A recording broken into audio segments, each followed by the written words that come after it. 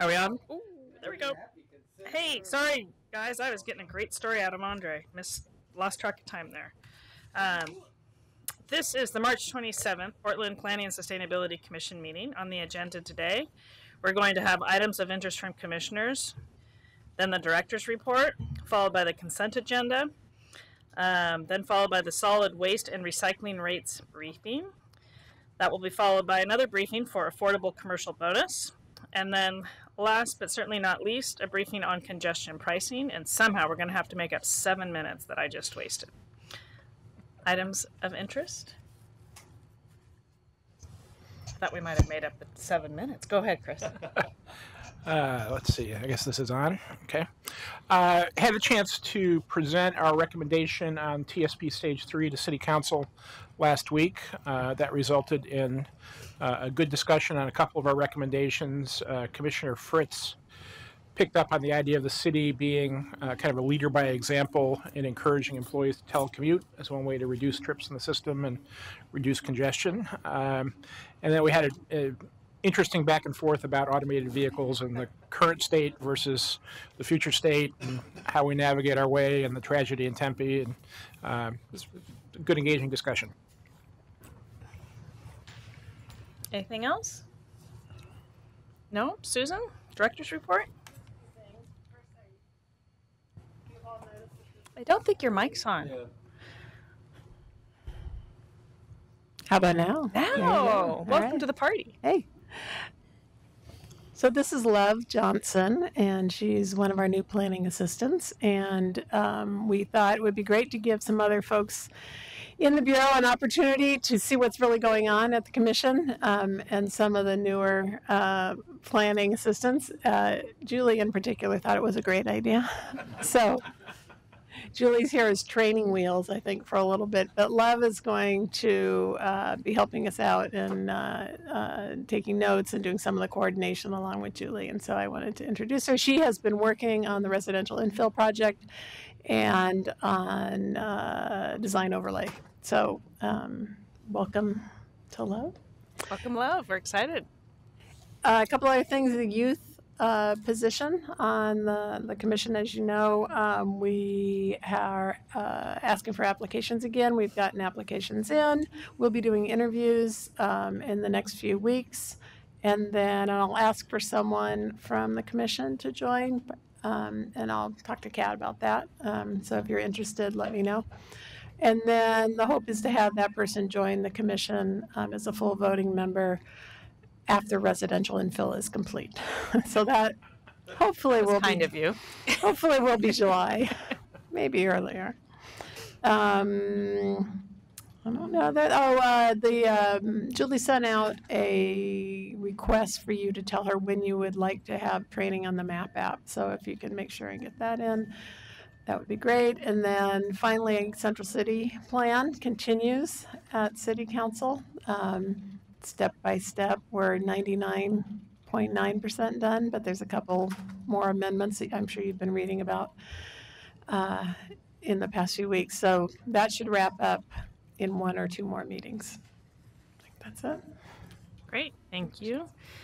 Consideration of the minutes from March 13th. Move the consent agenda. Second. All in favor? Aye. All opposed? None? That passes. So first briefing is the solid waste and recycling rates. Bruce, are you going to come up and present? And apparently Susan wants to jump in there too. I just thought I'd introduce a little bit. You all know Bruce Walker as the solid waste program manager.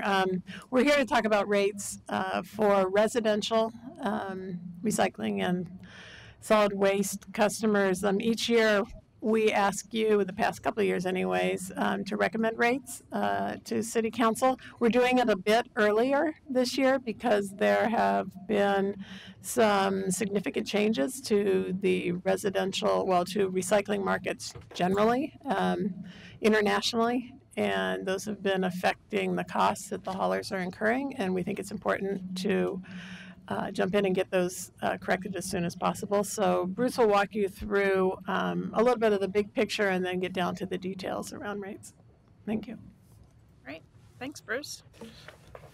Good afternoon, Chair Schultz, members of the Commission. I'm Bruce Walker with the Bureau of Planning and Sustainability.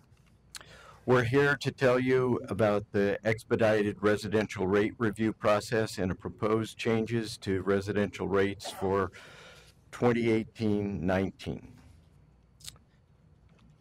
As a reminder, the city does not set rates for multifamily or commercial properties.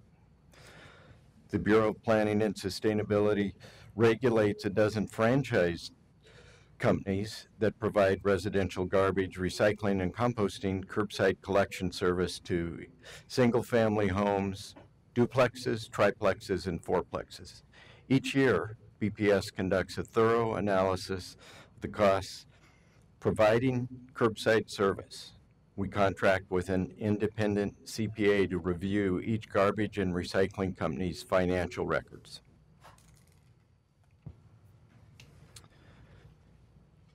Thanks to their excellent recycling and composting habits, Portlanders have kept waste disposal rates low for many years. Since 2011, rates have stayed relatively steady, with 2 years of rate decreases and 2 years of rates holding flat. Typically, cost increases associated with new truck purchases, for instance, are planned for, and they're gradual enough to include in new rates that begin on July 1st. But due to the urgent nature of the current recycling market conditions, the City of Portland is moving this process forward to get new rates in place by May 1st.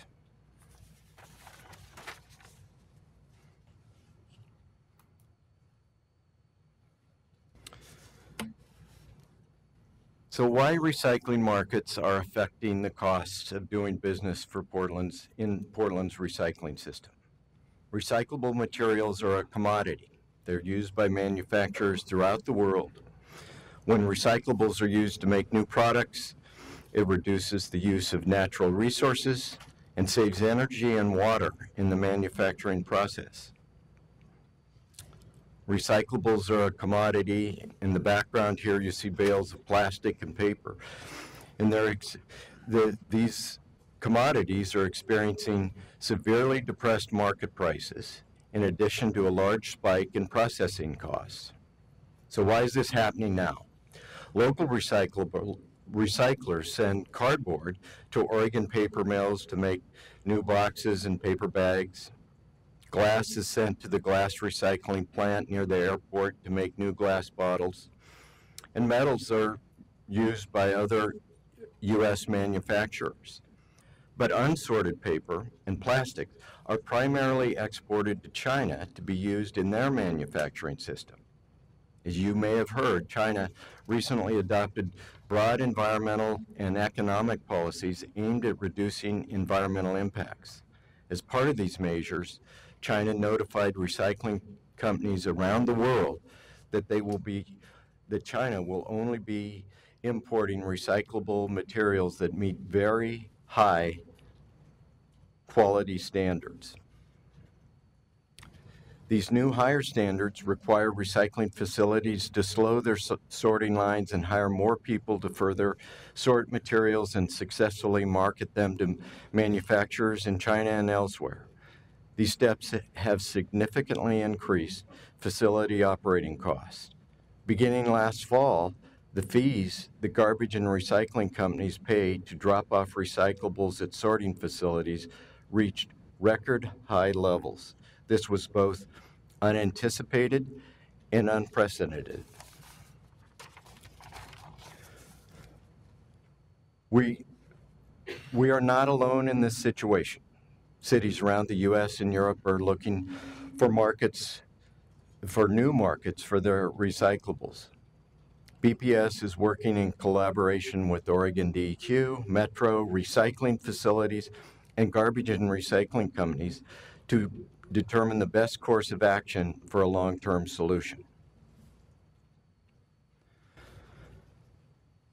So what are the predicted impacts on the rates? There are other factors putting upward pressure on the rates besides recycling. Inflation has increased labor and fuel costs for haulers. Disposal fees levied by Metro on garbage disposed at regional transfer stations have also increased. But recycling is the main reason. Since December 2017, it costs more to take recyclables to a recycling facility than it does to dispose of them in a landfill. Garbage and recycling companies have paid these substantially higher costs for months without being covered by the current rates. This upward pressure is also affecting other metro region jurisdictions such as Gresham, Hillsborough, Washington, and Clackamas counties, all of which are working on an expedited rate review process with similar rate increases like we are. To adjust the rate model in accordance with real-world costs of service, we're looking at about a 10% increase, around $3 per household per month. About $2 of that increase is due solely to the recycling market conditions. Although this is a significant increase relative to our mostly stable rates that we've seen thus far, it's still below where rates would be if we had just adjusted for inflation, as this table shows, from rates from 2012 going forward. That said, we know Portlanders feel any kind of rate increase in their pocketbooks. And for years, our office, with this commission's help, we've really worked hard to keep rates low as possible.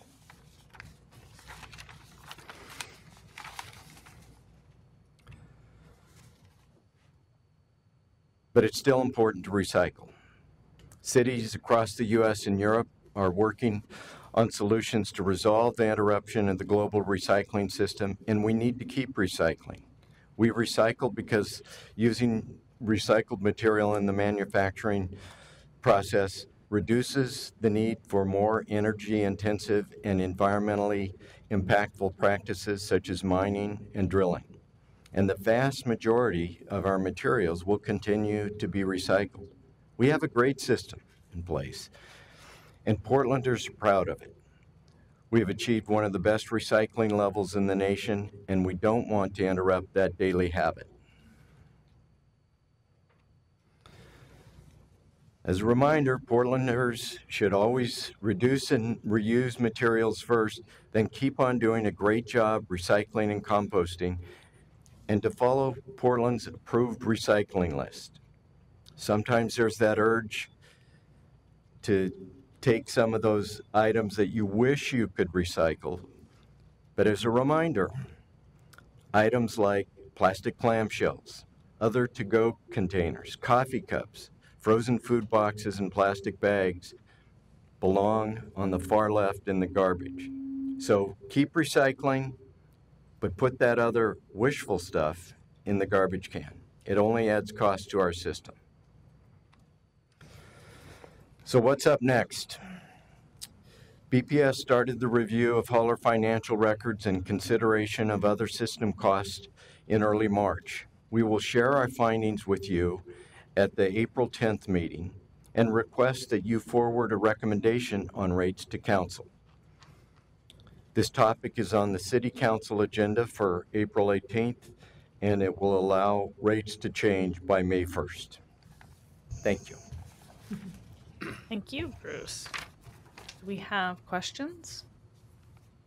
Oh, go ahead. I was just going to make one comment before, just for a little more broader perspective, is that what you don't know is that pretty much always for the past 30 years or so, your bill has actually been $1 or $2 less than it would have been if we hadn't been recycling, because they've been able to sell those materials to the market.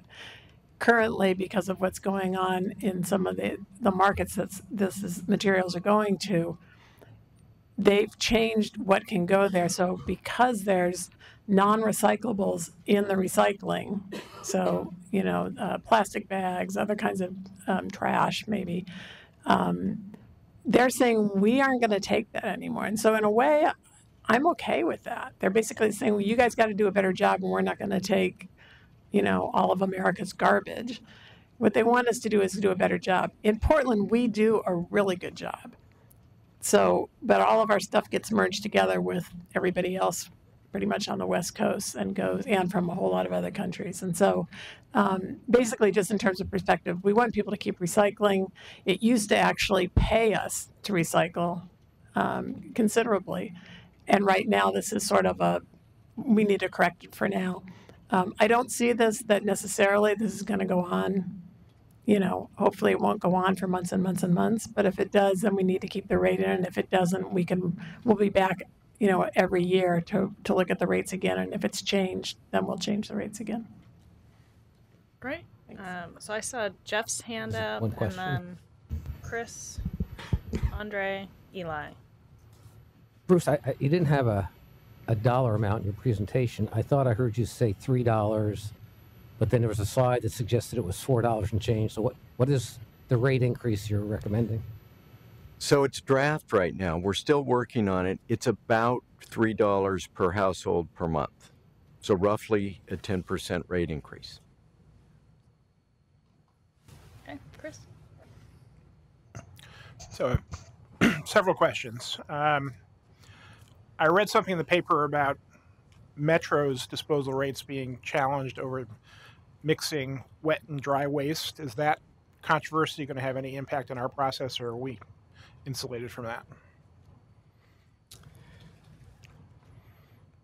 That potentially could change how rates are treated, but right now that it would affect residential rates in probably a small manner. It would, if Metro chose a bifurcated rate to charge higher for dry waste and lower for wet waste, which is what residential waste is treated as, it potentially could lower rates, but that's being discussed, and the current staff recommendation at Metro is to keep level rates for all waste being disposed at their facilities. And I assume that wouldn't resolve in time for this year's process for us anyway. It would be a next year factor. It likely would, and there's going to be more discussion of that issue. But I think your last comment is it's likely not to be changed in time for this year. Okay. And I understand that the Chinese program is called National Sword. I kind of think if maybe we named some of our environmental programs National Sword, it would be harder for Republicans to vote against them. But they're targeting a 0.5% contamination rate. Is that right? That is correct. That is what they are seeking in their shipments into their country, which is substantially reduce the amount of recyclables, not only that come out of the Pacific Northwest, but out of California ports as well, and from around the world. And our best historical rate has been around 5%. Is that right? So or slightly lower than that after materials get. But we're an order of magnitude away from standard, right? So do we think we have changes in our programs in the future that could get us closer and help close the gap, or how are we thinking about addressing that? Well, the current sorting facilities are needing to do additional sorting now to meet standards not only in China but elsewhere in the world. As they get cleaner materials with less contamination in there, they're able to market more readily, and they're actively looking not only at other markets in exploring newer markets, and it's not just with China, it's in North America, and there's much discussion of how to develop more markets in the U.S. But are we looking at programs to do better at the curbside so households contribute to helping solve the problem? Are we going to have educational programs? Yes, we are very much interested in working, and we'll be sending out additional information in June to reinforce the message of stop the wishful recycling. Let's clean it up at the curb. So there's steps that we can take with education, that people can take at households, that haulers will participate in trying to adjust or provide feedback to customers, as well as the sorting facilities. Okay. And I can't have you here and not ask you how the progress on the side guard program is going. I anticipated that, and we've installed side guards. This is protection on the side of solid waste recycling and compost vehicles. It's for safety, just in case Mr. Smith has not made that clear in the past. It's these side guards can protect from collisions from the side, typically from cyclists, but also from pedestrians. We've worked with Portland haulers to install on 15 companies, and we've got another small batch to bring in as part of a pilot project that we're working on. So the good news is they're installed. It's taken a little more time than we anticipated with the actual installation, and that's a learning process for the equipment firms that are both manufacturing and installing those. But we are moving ahead with that, and we'll have a report back after we get feedback later this spring. Thank you, Bruce. I think it was you, Andre, and then Eli. So I'm going to talk a little bit about the money. What I understand of the $3, there's $1, but for the plastic problem, it'd only be about $1 increase. Correct. Correct. Okay. So the other $2 are attributable to this recycling plastic problem. We are, because of this, going to be putting more tonnage to the landfill, or will we? Not necessarily. The sorting facility, some of their additional costs are to sort it out and get it to a different market rather than China. It's not going to the landfill, but there's high cost because of, one, the additional sorting costs, and there's been a very severe depression of the price of because it's a commodity. Commodity, yeah. China is not taking it, so we've got oversupply. Okay. And so it's depressed the prices. Okay. And then in terms of, I understand trying to recycle more and get cleaner, but are there any initiatives that are just trying to, that we could join to actually get rid of? I mean, I understand it's a world problem, and my understanding, Europe's like putting money to try to solve the problem, not recycling, but to get rid of the plastic, get rid of the initial product so that you don't have the back end recycling problem. So is there initiatives that we could take a small amount of money as a city and put money, and I feel like a victim here, that we're just getting run over and not being a leader and saying, how do we actually solve the problem at the front end, not do better recycling, but how do we get rid of the plastics and do those things that then we're not worrying about whether we're using the clamshells 5% or 0.5%. We're just not using the clamshell. And is there a way, I don't need to answer it today, but is there something that we can join, collect cities to put a small amount of money in? I mean, I'm watching basketball games, and Purdue engineers in 36 hours figure out some thing for someone's broken elbow. I'm pretty sure give the university some money and they'll come up with something pretty quickly that's sustainable. If we could do that, I feel that the citizens should have something on the table like, hey, we're just not charging you more, but we're trying to figure out a solution. The other side, because as I hear it, it's temporary, can we bifurcate the charge? So the dollar is just the dollar, but like a fuel surcharge when fuel was very high, if you ship freight, they had a regular freight charge and then they had a fuel surcharge. And when the fuel dropped, the fuel surcharge disappeared. And so when we solved the problem, that surcharge disappears theoretically, and you're just back to your regular rate because the recycling, the plastic problem is gone. Theoretically, we're telling people it's temporary, it's not a permanent increase. And if there's one way to help people identify that that's a true problem, is to put the surcharge and make it visible to people. So we've spent a little bit of time talking about that. One of the things is if it's identified as a separate charge, like a recycling fee, people will misinterpret that and say, oh, we have to pay more because we're recycling, and all the naysayers who think that this is not a good idea and it's been a waste of time. So we've heard that that is the reaction that most people are going to say if we separate it out like that. And it's not really true in terms of it's a part of the recycling fee, just like all of the components. So by us coming back every year, we look at all of the costs, recycling, sorting, all of the pieces of it, how much they're still getting money for selling the materials. It's just not offsetting the costs at this point.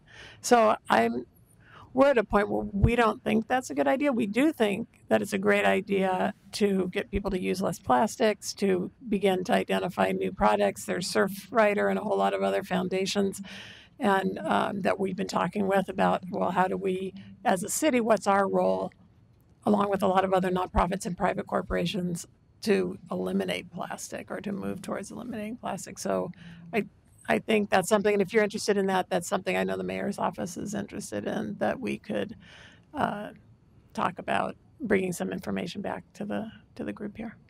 Yeah, I just look at the fuel surcharge, and it forced, when you're shipping freight, to figure out different solutions, because it was an extra, depending on your truck or your car, freight car, or whatever you're shipping on, it could be thousands of dollars. And it forced manufacturers and everybody to look at different shipping methods, packaging, and everything to reduce that cost.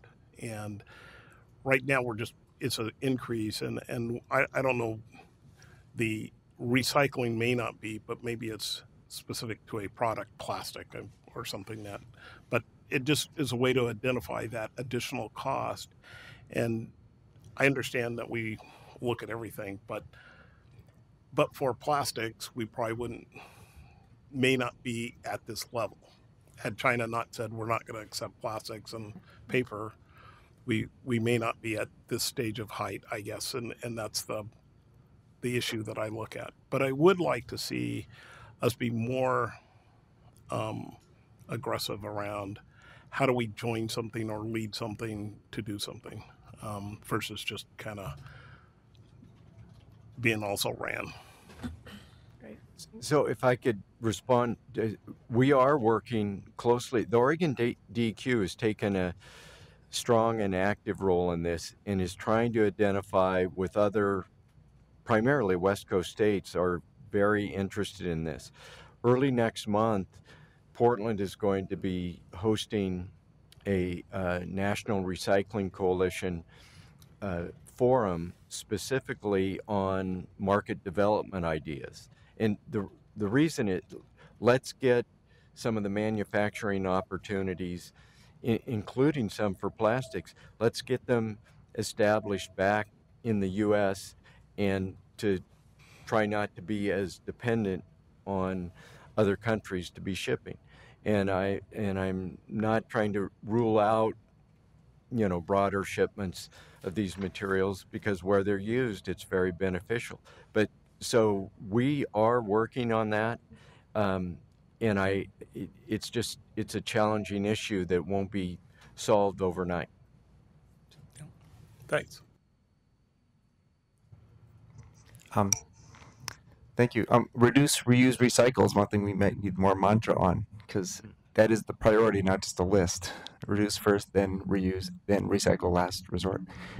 I just was curious on the commercial market outside of the franchises. Are we seeing similar? That would presumably already be impacted by the lack of places to sell the final product to. Are they seeing? Are they kind of tracking on a 10% increase also, or is it? Do you know? So that's an excellent question.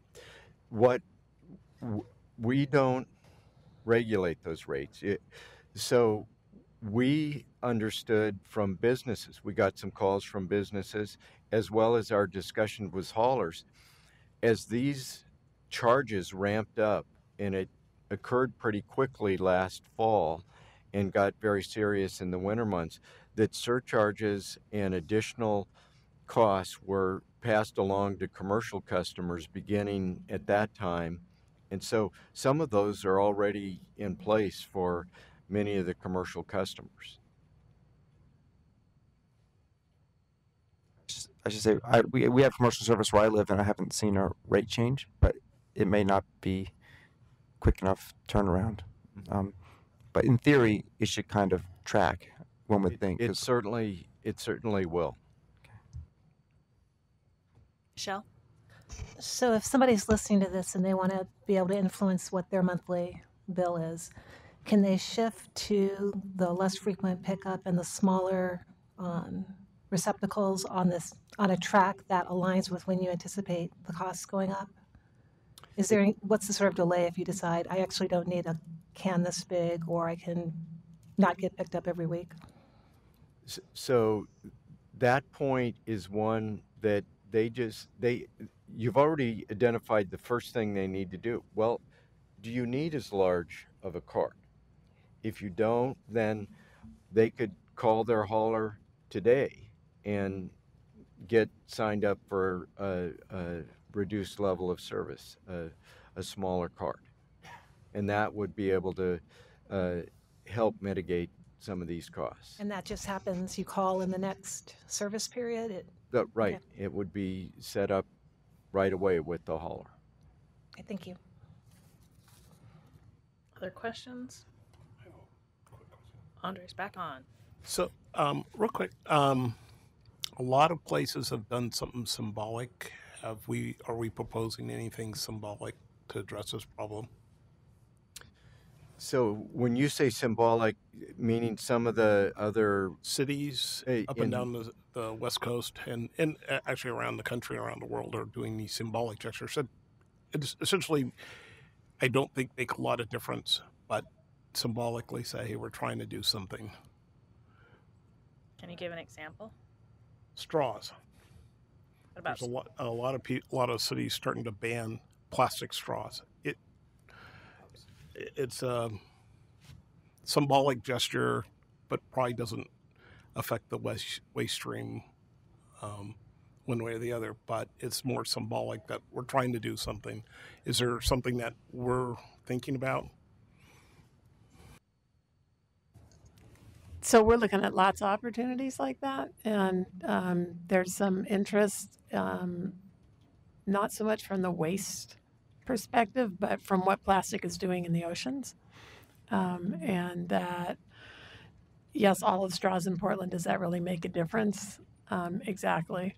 But all movements start somewhere. And so if you all are interested in that, that's something we can talk about in terms of, I know there's a lot of interest by several environmental groups that have been having conversations with City Hall. So. On what would be the different things that they would be interested in? I think two that are obvious is the straws and plastic lids, and then plastic bags. And I'm sure you've all seen the picture of the, out in the Pacific, of the plastic garbage dump that's the size of Rhode Island or something, and yeah. It's big. And so, exactly, there are lots of options for us to do things. And recycling, again, just like Eli said, it's number 3. And we have done a lot of work around reduce and reuse.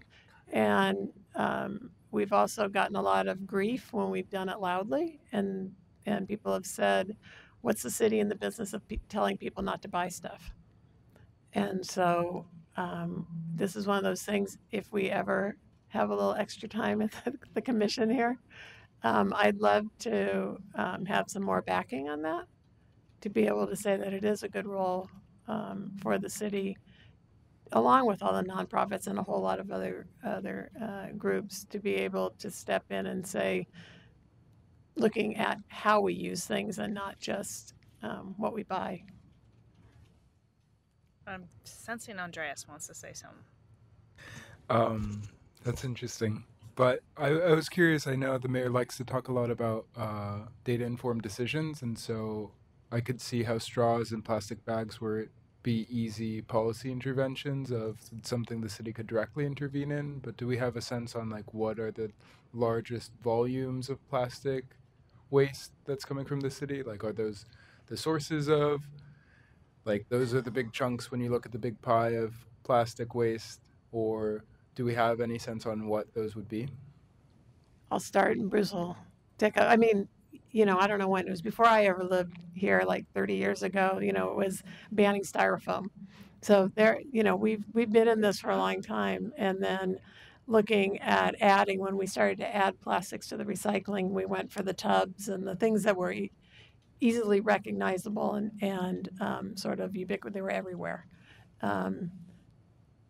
Since then, there's a lot of plastic that we don't accept, and part of that has to do with most of that has to do with markets. And just to be clear on one item is we have banned the use of the single-use plastic takeout bag. So at grocers and other retailers, they no longer distribute those bags. So we see a lot fewer plastic bags in our recycling carts compared to the rest of this region and the rest of the state, where plastic bags are distributed to customers at grocery stores. So those actions can make a difference. Styrofoam, plastic bags, those actions have made a difference here in Portland. Should we take a look at other items? And I think that's a reasonable policy discussion, but it needs to be, vetted and additional work done on it.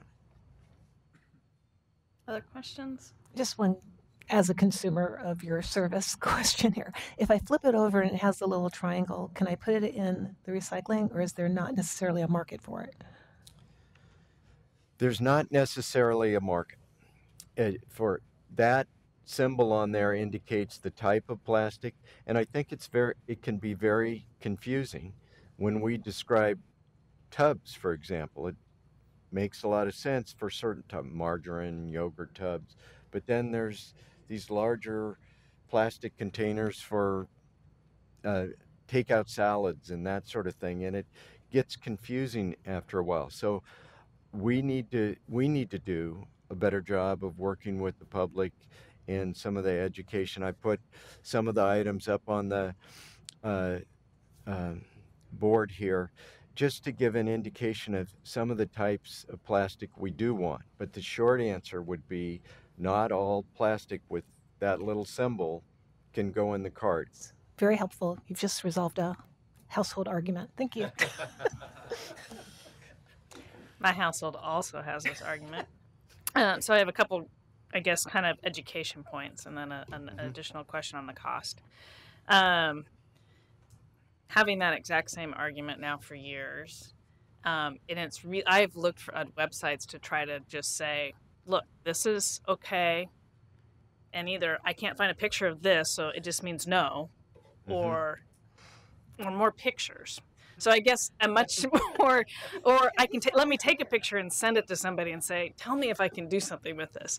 So as you work on an education program, and with all the plastic options out there, I guess starting to get a better feel for yes and no is helpful. Or just even that picture that you had up, just only these are okay. If it doesn't look like one of these 5 things or whatever, garbage.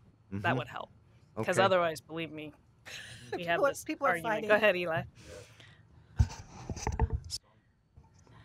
I'm married to a recycling expert, and we have a meta argument, which is going to be even tougher, is that my frustration is the rules change regularly. And she keeps saying that you should follow the rules. And my issue, which I think is kind of legitimate, is that if the rules change every 2 or 3 years, then even someone who tries to learn the rules once is wrong a couple of years later. So I know that that's an awfully big challenge because the market's changed too. But My aspiration is that things don't keep changing. I don't know if that's possible though. Well, it's not our goal to keep changing, but it's to be more clear as new products enter the marketplace, the plastic pouches and items like that. So we've got to be mindful of that balance, that maybe we said tub, but there's all sorts of different interpretations, and it's up to us to be more effective in that communication. So also the not curbside but recycling centers. Do Right. they have more options, or they have the exact same limiters that we've got curbside? Our office provides some financial assistance to a couple of recycling depots in Portland. Those depots have cut back significantly, and they're essentially under the same situation. They no longer take the miscellaneous plastics. There were also some grocery stores that took additional types of plastics. They've stopped their programs. It's all because of the current situation. Okay, that's helpful. Thank you.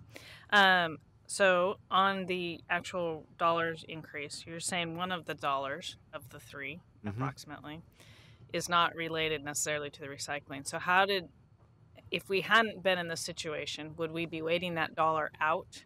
How did we miss that in our last rate increase discussion? I guess is kind of what I'm curious about. Well, I wouldn't consider it a miss. I would say that our annual rate review process makes necessary adjustments as we go along. What we've seen primarily is the inflationary pressures that are affecting elsewhere in the economy, but they're particularly in the labor and the fuel component for hauler operations. We need to make that adjustment this year. But we look every single year, and we've been fortunate to be able to hold flat, have some minor rate decreases. Last year we had a minor rate increase. So the beauty, if you will, of the annual rate increases, we'll make those adjustments where appropriate, and we'll share that information with this body. Looks like you want to jump in, Sue. Well, I'm just, every year we look at all of the costs, and then we look at all of the savings related to recycling, and then we mold it all together to come up with the rate. You'll remember when you all got the big roller carts, we increased recycling by so much that even though we've had increases in costs for labor and insurance and workers' comp and all the other things that go into making up the rate, because we were recycling so much more, and because taking recycling costs the haulers less to tip, a ton of recycling versus a ton of garbage, it was making it up. So it's not, so all of this time, those costs have been going up. It's just we've been recycling so well, we've actually been able to kind of, moderate that quite a bit. Okay, so Now because we're not getting the benefit of the cheaper cost to recycle because it's not cheaper right now, those costs are showing up as they really always have. So you would argue then that it is due to the recycling, it's just in a different number. There's no offset. There used to be an offset to that dollar, let's say. Yeah. And now exactly. There's no offset, so therefore Correct. we're seeing Yeah. the effect of that dollar. So therefore Primarily. it's kind I of mean, reflected in the recycling. Other things have changed too. There's a little bit more inflation this year than there has been for the past couple of years. Things like Well, I that guess have shifted. that was kind of where I was, and now correct me, my memory is failing me, but when did we last review rates? Every year. I know, but when was that? Was it this Oh. time last year? It felt like Yes. 3 months ago. That's why I'm asking. because we know it's so much fun. We know you want to hold on to it and pretend it was just a couple months ago. It but really was a year ago. Yes. Yes. Okay. My apologies there. Now I get that. That answers that one. And then my last question is, what about money for education? And in this rate increase, has there been any thought or discussion of, do we need, a certain small percentage to go to educating our community about how to do a better job sorting all of their goods, or reducing and reusing, or, you know, advertising programs that I was thinking of GoBox, you know, so you don't, you know, things like that, so people know what they are, and I don't have to go get the clamshell because GoBox works for me. So was there any discussion or thought about that? Yes, that's planned and ongoing. So first of all, we intend to send if passed through this body and through council, we will send just a notice of the rate increase to all customers. So that's a notification. In June, we'll be back with more detailed information about exactly what you're talking about. And we're going to be mailing to every household in Portland that information about how to recycle, what's yes, what's no, and more information about this topic. We also have extensive outreach through our master recycling program, where we table at events, and they're trained volunteers so that we can go out in the public and meet them at their neighborhood cleanups and other activities throughout Portland. So it's not just sending information, but it's engaging in conversation. Your point, though, how to effectively connect with the community, I think gets beyond some of the traditional ways, and we're active on our website, on our notifications that are emailed out to customers, as well as blog information that we have. So we're trying to get the message out in many different ways. Do you need more money to get the message out? Or is it built into your programs already? I guess that's my question, and you can just think about that. You don't have to answer right now, but I'd be curious if you need a certain percentage more of this rate increase to handle further education efforts. That is a good question that I'll connect with my bureau director on. Fair enough. Go ahead, Mike. So since we're off into educational questions, I don't know if I get it because I requested it or everybody gets it, but I really appreciate getting that notice that this week the garbage and the recycling go out the next, so I know exactly what to do. Seems to me that would be a really pretty straightforward way to include, rather than just that note, which is all I remember seeing, that kind of information on a bi-weekly basis, so that Eli can look at that picture and go, okay, I know that doesn't go in now. It just seems like a really straightforward, relatively inexpensive way to get more info about. And then I will ask a question, since we're on to education, just to prove I read the material. My recollection is that China has made it known that in the not too far distant future, they're not going to be taking anybody's recycling, that they have their own needs internal to China, and that North America and others are going to have to develop these other means of dealing with recycling. Is that correct? That is their desire, though they don't have as fully developed internal recycling programs or domestic recycling programs in that country. So there is speculation that they are really going to need, particularly on the paper side, to start receiving more materials, because Europe and U.S. have been sending substantial quantities there. So I don't want to step away from, there is a need for market development. There are already substantial amounts of materials still being used in paper mills, glass plants, my examples I gave earlier. So we need to further those, but you're bringing up a point that China is trying to put the brakes on what they receive, and that's part of the equation. This has been very informative, and just looking at the time, I think I'll say thank you very much. We'll look forward to having a hearing on April 10th and taking public testimony at that time. Thank you, Bruce. Thank you very much. The next item on the agenda is the Affordable Commercial Bonus. This also is a briefing. I believe we have Barry Allison and Kira coming to join us.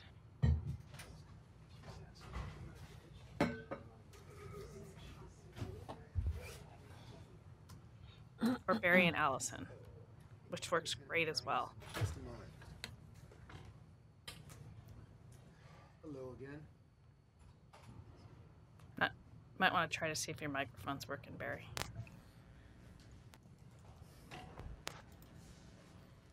The light's really hard to see. You gotta just talk. Yeah, I think you can hear me, right? There you go. Yeah. Perfect. Okay, good. Great. Thank you. Welcome. I think we are all here now. Good. So, Barry Manning, Planning and Sustainability, Planning staff, and thanks for having us here again. I'm here with colleagues from Prosper Portland, Kira and Allison, who are going to give you a briefing and update on work they've been doing on the administrative rule for the affordable commercial bonus, which was the subject of some discussion when we were bringing the code reconciliation project through Planning and Sustainability Commission. That project, as you'll recall, had, as part of the mixed-use zones going way back, a provision that would allow additional floor area and in some cases height for a couple of different bonuses. As originally conceived, there was an affordable housing bonus that ultimately transitioned to the inclusionary housing bonus, and there was an affordable commercial space bonus. And we're here to kind of follow up on that latter one right now. You all considered our code changes in the code reconciliation project back in and concluded those deliberations on those in January and forwarded recommendations to City Council, which maintained an affordable commercial bonus that was really linked to administrative rules that Prosper Portland is developing. And in your transmittal letter to City Council, you indicated that Prosper would be coming back in March, which we're back today, to update you on progress on those rules. So we want to do that today. We are hoping that after you hear today's report, we'll be able to get some feedback from the commission and an endorsement to go ahead and move forward with the City Council. They've had their initial hearing on this project, and we've told them that we would expect to hear potentially a follow-up recommendation from the commission on this topic. So with that, unless you have any questions of me, I think I'm going to turn it over to my colleagues at Prosper. Go ahead, Jeff. Before you turn it over, Barry, can you, I meant to go back and do it, and I apologize I didn't. Can you tell us, what are when the code that we adopted, what are the parameters? How specific did we get in terms of what our expectations are for this program, how it applies, how much FAR can you get? Just kind of, if you don't mind doing a brief. We're going to cover that briefly in the presentation too, but let me just summarize really quickly. Well, okay, whatever you prefer. Actually, if you got it covered, let's just do it in the presentation. Okay, let's do that then. Yeah. And if there's any questions after that, we can dive into more detail.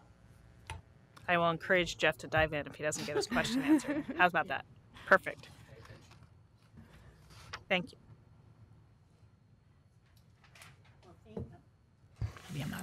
Can you hear me?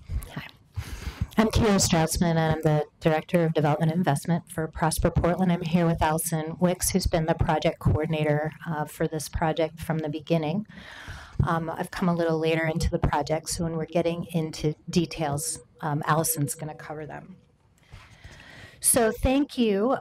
We're here to provide the briefing on the Affordable Commercial Space Bonus Program and the accompanying administrative rules, and we're grateful to the Commission for allowing us from the last time we were here to go back, put our thinking caps on, and address some of the concerns and questions that you had about how this program would be operated. So we took your feedback and we gained insight from our stakeholder team, which we'll describe to you, that are more professionally connected with some of the details that you had questions about. And of course, we are also investing time and energy into understanding where Portland and Prosper Portland in particular fits into supporting affordability for commercial users. So we've been at the forefront of, in the United States, I think, in looking at commercial affordability as something that government should get involved in.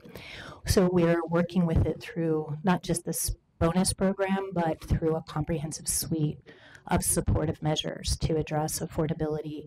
It's complicated because commercial property is complicated, and the issues that you address in commercial affordability though they may be similar to what you would see in housing affordability, are quite different to address. And so you'll see our struggle with that in these administrative rules. So today, we'll review our framework of this larger program so that you can see where the space bonus program fits into our larger considerations, and go over the administrative rules that we've drafted for you. Just to back up a little bit and talk about where we've been. We started working on this project about a year ago, as Barry described. We were asked to look at the original affordable commercial code language and decide if this was a tool we wanted to pursue and implement.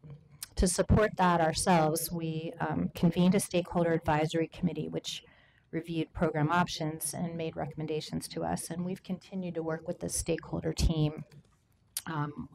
Even in the last month, we've met with them to talk about these draft administrative rules. The administrative rules are there to guide the commercial bonus program. So we're going to show you an overview. As Barry mentioned, we're looking for an acknowledgement from PSC to move the administrative rules forward to be considered by City Council. So I want to thank all the members of our Stakeholder Advisory Committee and you guys, the members of the Planning and Sustainability Commission, for really holding our hands through this project. Our Stakeholder Advisory Committee, as you see on the slide, is made up of a variety of folks, both in development practice. We've got folks from historic park grows, some community-based organizations. Main Street Alliance has been a particularly important feature for us, as well as City of Portland staff, both Prosper Portland, Bureau of Planning and Sustainability, and BDS. So I wanted to take just a slide to review about how affordable commercial space bonus program fits into our larger framework. So on the slide you see three major pivot points for our affordable commercial framework. So if the idea is that gentrification is also affecting commercial users, not just people that are feeling like they're getting pressured out of their living situations, but people that have running businesses in neighborhoods that are increasing in value. So what are the ways that Prosper Portland can figure into supporting having businesses with integrity be able to stay as really cultural anchors in the communities that we're serving? So we've got three major features of the way that we're focusing on this. The easiest one is to work on access to space. So Prosper Portland works in development. We do have development projects, and we've had a series of developments that we've been able to create space that can be part of this program. So actually brand new space that can be accessed by folks that meet our criteria. And we'll go into that pilot program in Lenson, Alberta, and in 10th and Yamhill in a little bit more detail to tell you, kind of how that operates. But we basically sponsor the leases, or we own the space, and we make it available to our target clients. We are also working with other city partners and city bureaus. OMF is on that list pretty high, but we've also been working at 10th and Yamhill with PBOT, who owns that garage property, which is part of our pilot program for affordable commercial. So other bureau partners that may own space that may be able to be contributed into the space program. So we're going to be working more consistently with our bureau partners where they have opportunities to make those properties available in this program. We're also developing leasing agreements with private developers that put Prosper Portland's tenants in the foreground. So though we may not have, say, a master lease, we have permission to let property, and our tenants get first pick in some of the pilot places that we've been exploring this. And then we have, in the access to space category, providing for affordable commercial space bonus. So that's the one that we're going to be talking about today.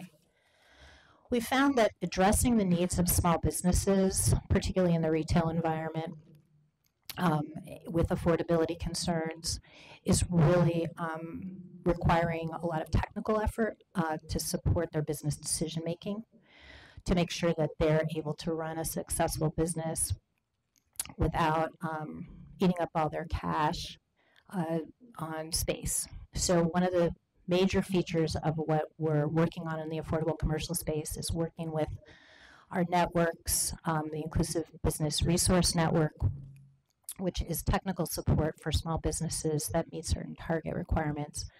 Mercatus Portland, which is a network that we've been a part of that's been supporting particularly minority-owned businesses and people of color with a fleet of marketing and technical assistants that we've been working for a couple of years with the Mercatus folks. So this integrates nicely with what they're doing.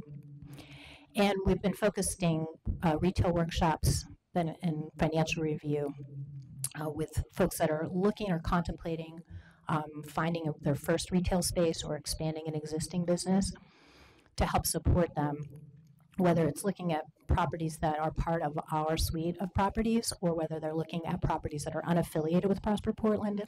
We're sort of, not prescriptive there. So if they feel like they're looking for retail opportunities and they want to navigate that complex world, we've got professional assistants both on staff and a part of our support team to help them make and mature those business decisions. And that's turning out to be, in the first workshops that we've been running, very well subscribed, maybe sellout crowds even. This is something there's a lot of appetite for. Spend 3 hours talking about commercial leases with us in the evening. There's definitely a lot of demand for understanding how this operates. And we've been encouraged to continue to do this.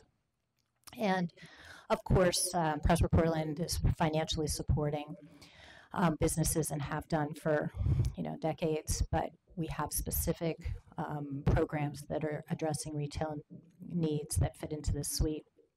And we make loans to property developers to do tenant improvements, which is a major feature of the financial decision making that most people go into when they are looking for a retail space. And we're going to be talking a lot about the tenant improvement universe, if you will, when we talk about the affordable commercial space bonus. So as one component in a larger program, the Affordable Commercial Space Bonus Program really has 5 goals. We want to support businesses that are led by owners from communities of color and marginalized individuals that have not benefited from economic opportunities. So it's intended to be an anti-gentrification program or address gentrification concerns. To increase the square footage of affordable commercial spaces in business. So just having, again, more access to spaces.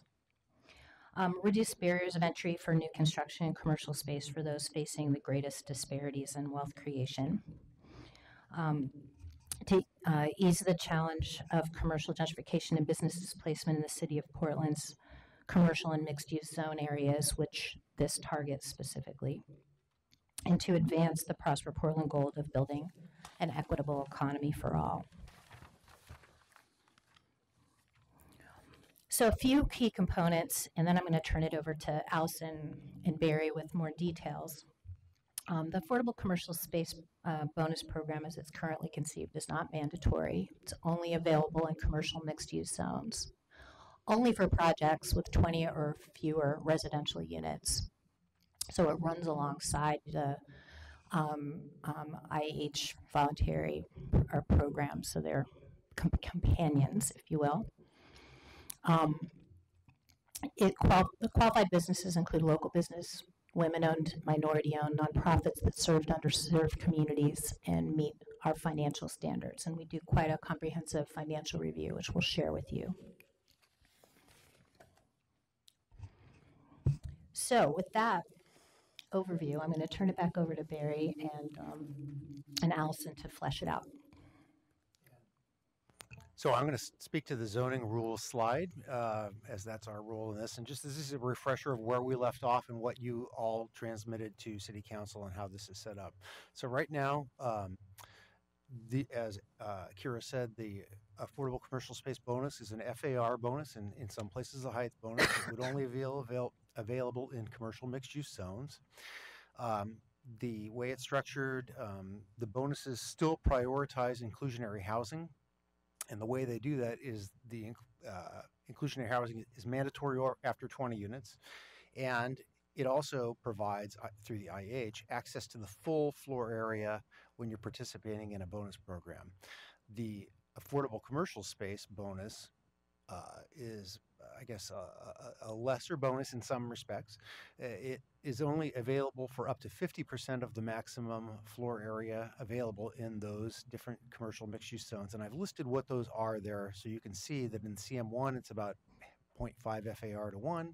CM2 it's 0.75. The full bonus would be 1.5. CM3 it's 1 to 1. The full bonus would be 2 to 1. CE it's 0.5. The full bonus would be 1 to 1. And in CX, in the areas that we have a small smattering of CX outside of the central city, it would be 1 to 1, with the full bonus being 2 to 1. So it's half. It's worth half. The way the rule is written is that on site, the affordable commercial space, you would get 2 square feet of floor area. You'd earn 2 square feet for every 1 square foot of qualifying affordable commercial space. So basically, if you did 1,000 square feet, you'd earn 2,000. So that's the way the program is set up right now in the zoning code. Again, if one took advantage of the on-site space, and that was not sufficient to provide all the FAR the development needed, it could one could tap into additional floor area through potentially in lieu fees in the IH program, or as you'll hear Prosper talk about, potentially proposed in lieu fees that could be done through the affordable commercial program as well. But really is designed to provide on-site space at a 2 to 1 return, and then it's kind of would be only usable really in, as Kira said, projects where there are 20 or fewer residential units, because once you're at 20 units, you're in the mandatory IH program and you have access to all the FAR that's available. So it's kind of a subset of projects that would take advantage of this program. So with that, I'll turn it back over to Kira, or to Allison a little bit. Sure. Just so, Jeff, did that answer your questions? Because I have some. Maybe just a little bit of amplification. So, sure. Remind me, if I'm under 20 units, I'm a mixed-use project, I'm doing whatever, 19 units, so I'm not mandatory IH. What are my bonus opportunities? Are there any bonuses besides IH and potentially this commercial program? Like, didn't we have Eco Roof bonus? No, Central City, you may have some different array of bonuses through the Central City Plan District. So this is, again, outside of the Central City where these bonuses are typically available. You would have IH, and you would have historic FAR transfer from historic sites. And I don't have those memorized, but I could go into detail a little bit if you give me a moment. And again, I think in the historic transfer, you can get up to half of the maximum FAR. So there would be a way to marry potentially affordable commercial space and a historic transfer to get you to the full FAR. But those are the only 3 that are available. So we have in these new commercial mixed-use zone, we have eliminated all of the old. We talked about bonuses for energy efficiency. There is an energy efficiency component associated with our planned development bonus, but that's not an independent bonus that you can just exercise. So yes, we had conceptualized several different ones. Those all got reduced down to the 2. The affordable housing and the affordable commercial. Okay, correct me one more time. I thought Eco Roofs were required in Central City. Okay, so did we not have a bonus or something in the mixed-use zones? There is no bonus. There's no Eco Roof bonus. There is not. The way I remember that wrong. Yeah, you might be confusing it with in the new commercial mixed-use zones outside of the Central City. Again, except for CX, there's a landscaping requirement. No, it was purely Eco Roof in my head. Well, and you can, in inner neighborhoods, you can substitute a Eco Roof for the in-ground landscaping requirement. So that may be what you're thinking about. That's what I'm thinking of. Thank you for that clarity. And then on, I don't see a page number here. I guess it's Appendix A. of what just was handed out to us by Prosper, a fee in lieu factor schedule. I'm confused by the bullet point that says, mixed use projects, commercial and residential, will use the affordable commercial fee in lieu schedule up to the affordable commercial FAR bonus zoning maximums, and then additional FAR comes through IH. So if I'm reading this correctly, if I'm a mixed use project, I have so is this mixed use projects with 20 or less units? Is that what you're trying to clarify here? Yep. Yes. And then so I have to use affordable commercial first and make up the rest through IH. That's the way I understand it, but I'm going to really defer to my colleagues here to explain the program because that's part of the whole administrative rule approach that they've developed. But the short answer is yes. Okay. Chair, last one, I promise. And Barry, if this is going to get answered in your presentation, you don't need to answer it. But my original question was, what were the parameters in the code section we recommended or we adopted that sort of inform as we're looking at what these administrative rules do? So was there much there in terms of specificity, or how did we characterize what we were looking for? It was pretty open-ended. We actually had, going way back, we had initially, the initial code language for affordable commercial space specified a 25% rent reduction from market rates, and I believe I can't remember, a generation before we had a 20-year time frame. And through the process of the stakeholder group that Prosper Portland had convened and had discussions about what really works for providing affordable commercial space for tenants, those parameters were seen as infeasible. And I think Allison's going to cover that in a moment, but those were the original parameters. The ones that were forwarded to council ultimately said, look towards the administrative rule requirements for the guidelines for what qualifies as affordable commercial space. Did we say anything about the interplay of affordable commercial and IH, or what? Did we just sort of left that to be decided? It's pretty silent on that, aside from the fact that the bonus table 130-3 stipulates that you can only earn so much from affordable commercial and you can earn this much from inclusionary housing. Can I try and summarize this back to see if I'm getting it right?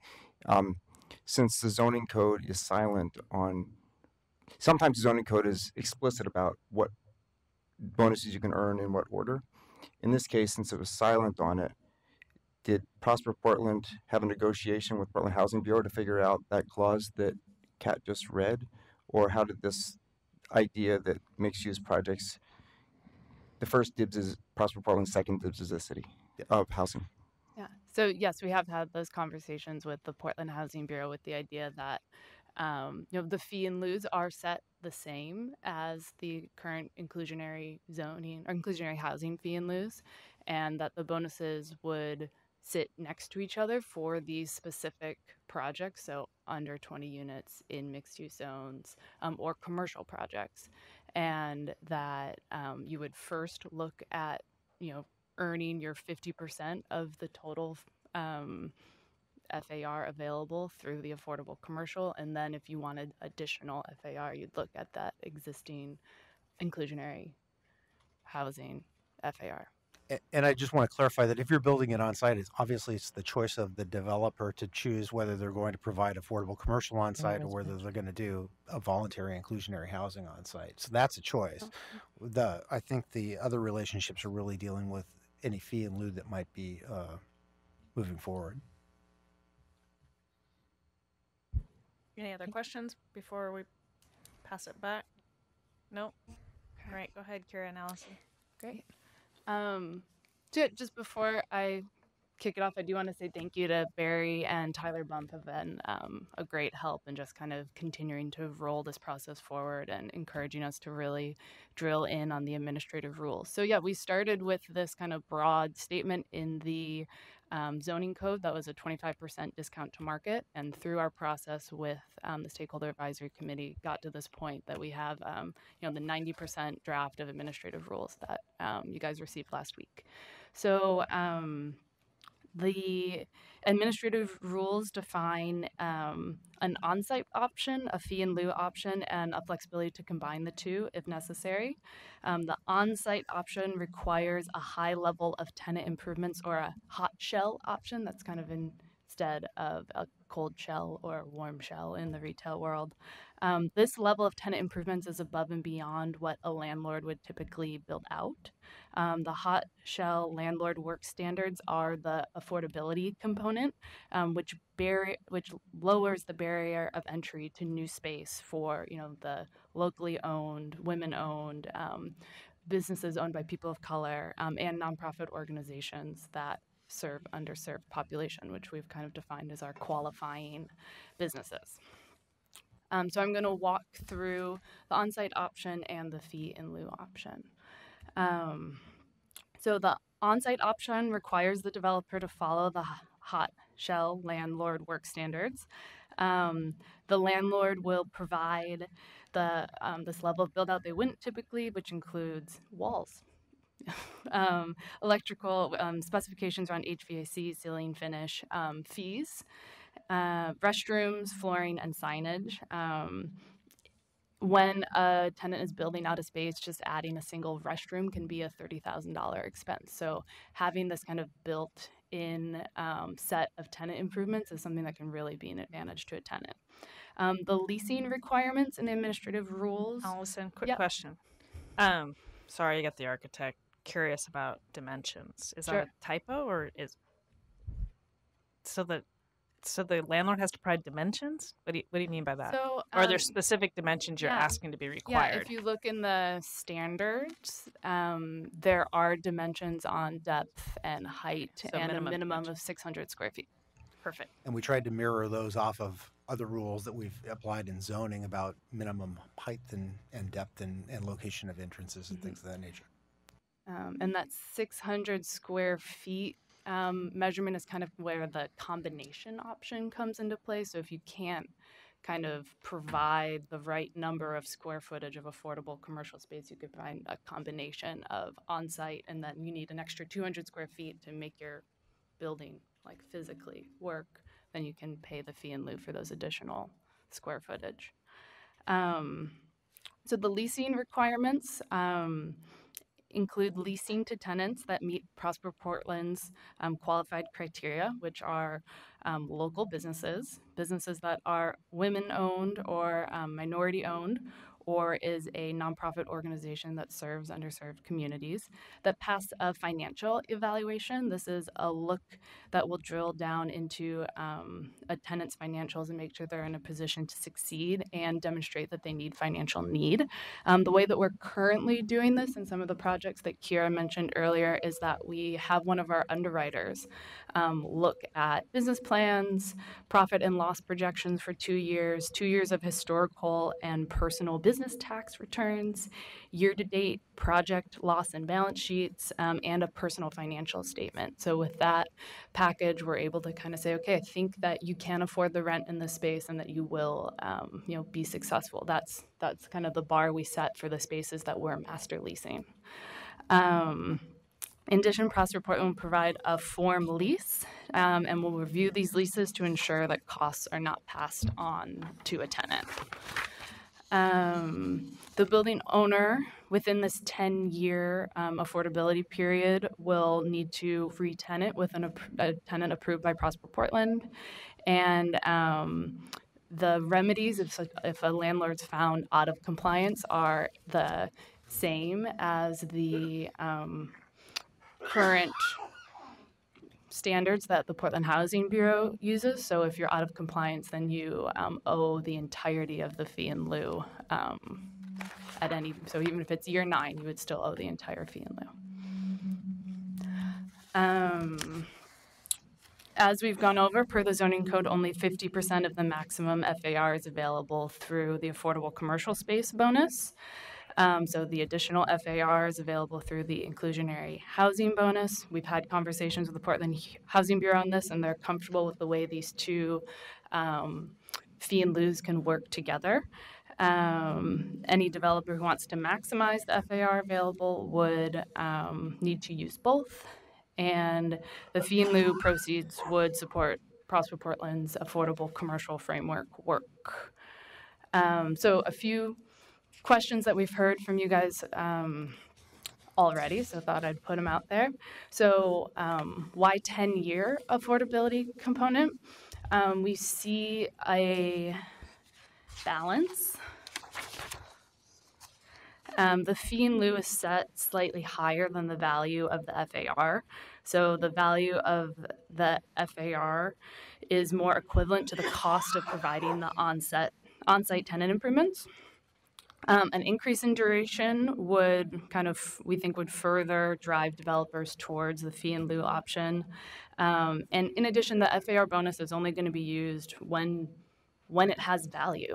It's a bonus. FAR in on inner Division Street versus on outer Sandy has different values. So the FAR is going to start having value at the same time a neighborhood is feeling kind of these redevelopment and gentrification pressures. So if we're seeing this affordable commercial bonus program as an anti-displacement tool, that's going to allow local women, minority-owned businesses to access space as a neighborhood is starting to transition. Why tenant improvements instead of the original reduced rate that was proposed? So new construction is the most expensive space to build out. Second generation space is always going to be cheaper. A reduced rent rate would still leave barriers for tenants to access space. So, that $60,000 or $100,000 price tag of, building in your first generation tenant improvement costs. And then the uses of the fee in lieu funds would support Prosper Portland's affordable commercial work outside of urban renewal areas, would support our PIP program, Prosperity Investment Grants, for tenants that are in existing buildings, tenant improvement loans, as Kira mentioned earlier, and then also our small business technical assistance work with the Inclusive Business Network. So that is it. I have one example also if you guys are interested in seeing that. Is there interest in seeing an example? Look It's like you've got interest, but it also, Eli, did you have a quick question or did you want to wait? Okay. Okay. So this is a CM2 commercial building, so no housing. From our work with Johnson Economics, an approximate value of the FAR is $20 a square foot. So that kind of puts the FAR at the developer at about $100,000 value. The fee in lieu in this case would be $24 a square foot, which is the same as a developer that could voluntarily opt into the inclusionary housing program currently, which would be a $120,000 price tag because they're paying that per square foot costs. And then on site, we estimate that hot shell standard of work to be about $40 a square foot. They're only building out half to get the, 1 square foot for every 2 bonus square feet. So they'd be building out about 2,500 square feet of affordable commercial space, which is about $100,000 value. So that's our math behind the curtain. At a prior presentation, you gave some estimate, I think, of how much utilization you would expect from the program. Could you refresh our memories on that? Yep. So we had Johnson Economics consult with us on sort of the value proposition here and how it would operationalize in the marketplace. And they're figuring, given that the bonus is restricted to the mixed-use zones, and obviously characterizing the properties there, that we would yield, I think it's 14,000 square feet of affordable commercial through the use of this program. Mm-hmm. That's like the marginal space that a program like this could bring on the market. I looked back at, or I had my GIS analyst look back at records of projects that fell into this category over the last 5 years, and it's anywhere from 5 projects in some years, 10 projects in some years, 20 projects in other years that would Fit could into the consider this bonus. And so I would assume not all of those are going to want bonus FAR, but some of them might. So 5 to 20 projects. Your mic's off, Eli. So you think 14,000 is about how much would actually use the program, or that's the total eligible? That was what our economist estimated would be yielded from the program. It's 14,000 square feet. Okay. Okay, so I saw a bunch of hands up. I usually look that way, so I'm going to look this way. Andre, are you still talking? I'm just kidding. Okay, Eli, Andre, you can finish. Okay. Totally sorry. Eli, Andre, and then I saw Teresa's hand up, and then Jeff's hand up. Go for it, Eli. Thanks. So I've got some appreciation for the amount of work that goes into figuring out a program like this and how hard it is. And I am also remembering back to when we started this discussion with the mixed-use zoning project, and there's a couple questions I have from then that still feel unresolved, which is tough at this stage we are now. One of them, as I've mentioned before, is why there would be a fee in lieu option on a voluntary program. And it feels like each time I've mentioned that, the response has been more detail on how the fee in lieu works. Without getting to the crux of the matter, is that if we're creating more FAR in a neighborhood, it's having various impacts. And various organizations might have reasons to make a public case that in offsetting that, maybe we should put more money into parks to put, trees in the right of way to buffer the impact of the larger building, or maybe parking demand management in the neighborhood for people who are going to be using that building, or maybe housing, or maybe Prosper Portland. And it has yet to be answered to me why, if people are writing checks to get this voluntary bonus and no affordable housing, no affordable commercial space is being created on site or off site, why the deposit slip for that check would be Prosper Portland versus other parts of government. So I've never had an answer to that question yet. And maybe that's a public policy discussion for the city, and it's not that encouraging. I mean, it's encouraging that you've talked to the Housing Bureau, your national competitor in this, who gets the deposit slip question. But it's not encouraging to me as a policy person why there would be just 2 city agencies having this discussion. And I know that with the housing, there is a way to pay a fee in lieu on smaller projects. Matt Schaubel pointed out that long ago they said that part of this is just generally funding general housing programs, and I might have missed that subtlety at the time, but I guess I'm not missing it now. In terms of the goals of the program, I understand it's hard to screen for, I'm just sort of going to toss out a laundry list here quickly and let discussion go on. Screening tenants is hard to write criteria, and the criteria written now, I was concerned at the time there might be easy to have loopholes in it. And I wonder whether Salt and Straw would qualify. Would Gert Boyle's Columbia Sportswear qualify? Woman-owned business, locally owned. Would a minority-owned franchise of Subway subs qualify? Locally owned franchises are locally owned businesses by most definitions. So I'll just toss it out there that even with good attempt to write screening criteria, there may be big loopholes in it. And the other is still a question of the number of years. I mean, I get why you made the case, why 10 years. It's hard to go longer because people won't do it. They'll just pay in lieu. If we look at the other program out there, affordable housing, we get 99 years. As a long-term gentrification strategy, 10 years doesn't feel like much. It maybe helps one business owner get in the first door. After that, the building's going to still be bigger forever, right? And then the last question I was just sort of getting at with the numbers estimate, if we use $24 per square foot as sort of a proxy for value, 14,000 square feet is $336,000. I wonder whether that's, and so far we're just on the tip of the iceberg in terms of Prosper Portland actually staffing this program. We know from inclusionary housing, there's program design and then there's implementation. It takes a lot of staff time, maybe more than expected. I wouldn't want to set up someone to go in the hole, even in program design, to basically spend through the possible revenue from the program without, I could see if people are paying fee in lieu, getting burnt up in administrative costs for such a small program, which would concern me. If something's going to be pulled the plug on it, better to do it now than before we just create a sinkhole. I mean, I support a lot of Prosper programs, but it takes staff to implement these things in a small scale. sometimes you can spend the whole resources of the program just to design the program. So I'm going to stop there with my devil's advocate naysaying and let others comment, or you respond if you like. And well, it'd be great if you could take the response. And I was writing down the questions if you need help remembering. Okay. Well, we'll tag team this. Well, first, I want to single you out, Eli, for pushing us on these issues. It really has made our endeavor stronger. So the critique is something that we've been trying to address and get our head around, given what we see are the sort of market complexities and tenant complexities.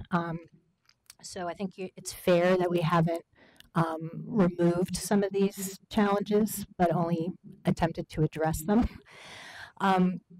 I'm going to talk a little bit about the screening criteria. You're concerned that this program has loopholes that would allow for folks that are more well-heeled to enter into the program, even though we've got targeting criteria. And that I think, and I'll also address the staffing issue, and I'll leave the other two questions for my colleague here. So I've set you up. I think that your point's well taken. We're going to have to thread the needle between sort of what's fair. We have guidelines. If you fit into them, you should have access to the program. We're also targeting particularly underserved communities. We are clearly supporting an anti-displacement strategy here. So if you are capable of accessing the space financially, we're going to discover that in our review of your business plan, your financial statements. So I don't think that the Subway franchisee, though they may fit some of the qualifying standards, are likely to add in our current programs. That's a disqualification. If there is a franchise, you're not eligible for any of our programs. So also, if you don't allow minors, you're not eligible for Prosper Portland financial assistance. As you saw in our presentations, program fits into a suite of supportive technical assistance that we're already operating at Prosper Portland in our business and industry division. So, and in our investment division, where we produce loans and work with other financial business assistants. So we don't intend to staff specifically to address this, but to use our existing staff and just have another tool in the toolkit. So we're actually doing things that we're customarily doing in the underwriting of loans. We just have something else in the arsenal, but it's not going to require a big administrative lift. The big administrative lift for us was sort of getting these rules in place and committing to the program. So that's what I can say about those two. So I guess I'll tackle the fee in lieu. Like the mechanism exists today for the housing, so the voluntary housing program. So there's no additional FAR that's on the table with the affordable commercial bonus coming into play.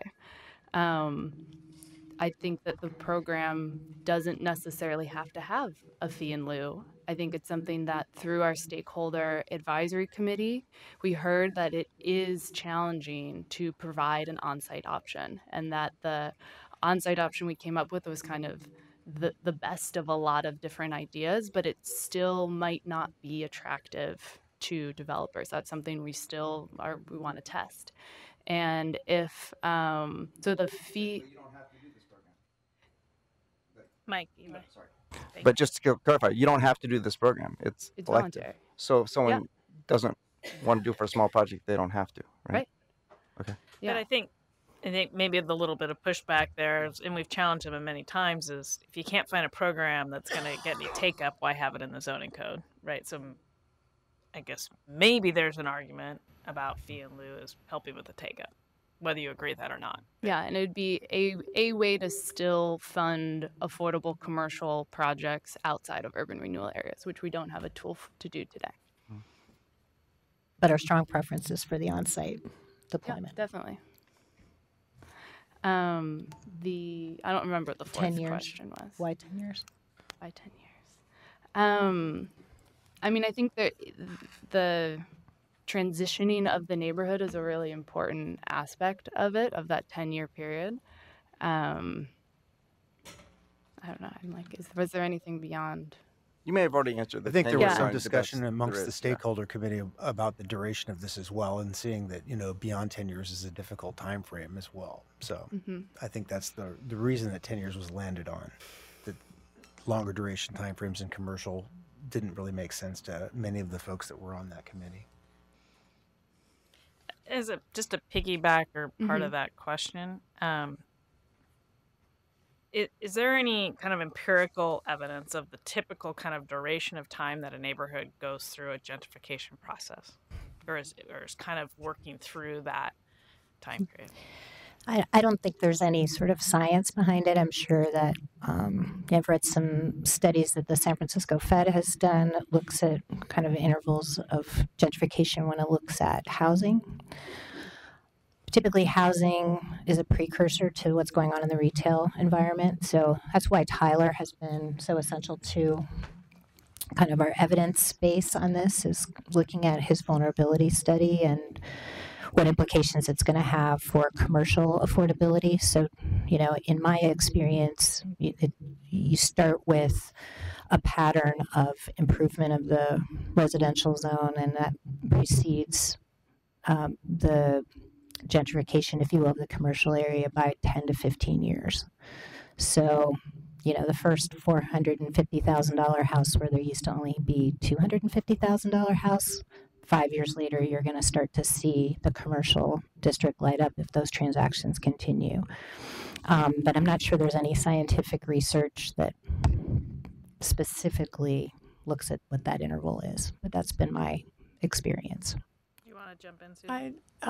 So Tyler and team have updated the vulnerability study, and we want to bring that back.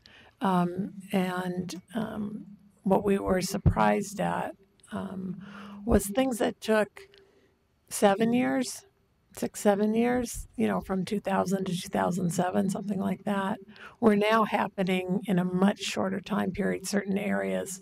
And I'm sure Teresa's seen this, you know, that the speed, especially in the past 5 years, of certain areas being more vulnerable more quickly than we had ever seen before, has just changed. So all I'm saying is that I think it's there is no pattern, but that we've seen that ramp up. We've seen it slow just recently, but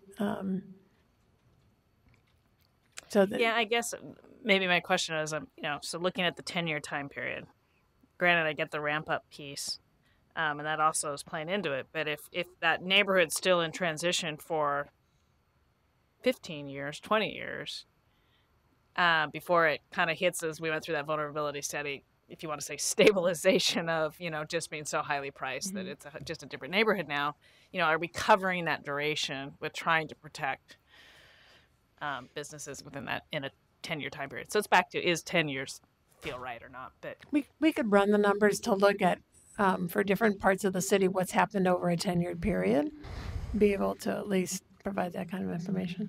Okay, that might be interesting. So I was just piggybacking. So, Andre? Yeah, I mean, I have trouble with the 10 years. And the 10 years it's a laggard. The commercial space is a laggard to the housing. And so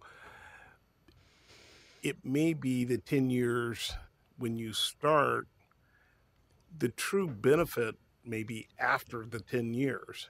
And does the target of who benefits really get the full benefit of the Pearl District, let's say? If you looked at the Pearl District 10 years, do you really get the benefit in that kind of time frame? Or if you were there for 20 years, could you? I think you could be there for 20 years. Well, but the space is only good for 10. Right. But since you're not pegging it at a below market rate, they're not going to see a big balloon in their rent rate after 10 years. They're going to come in at a market rate, or a kind of a rate that will just climb up with the market over 10 years or 20 years. So if they're a successful business, they'll still be there.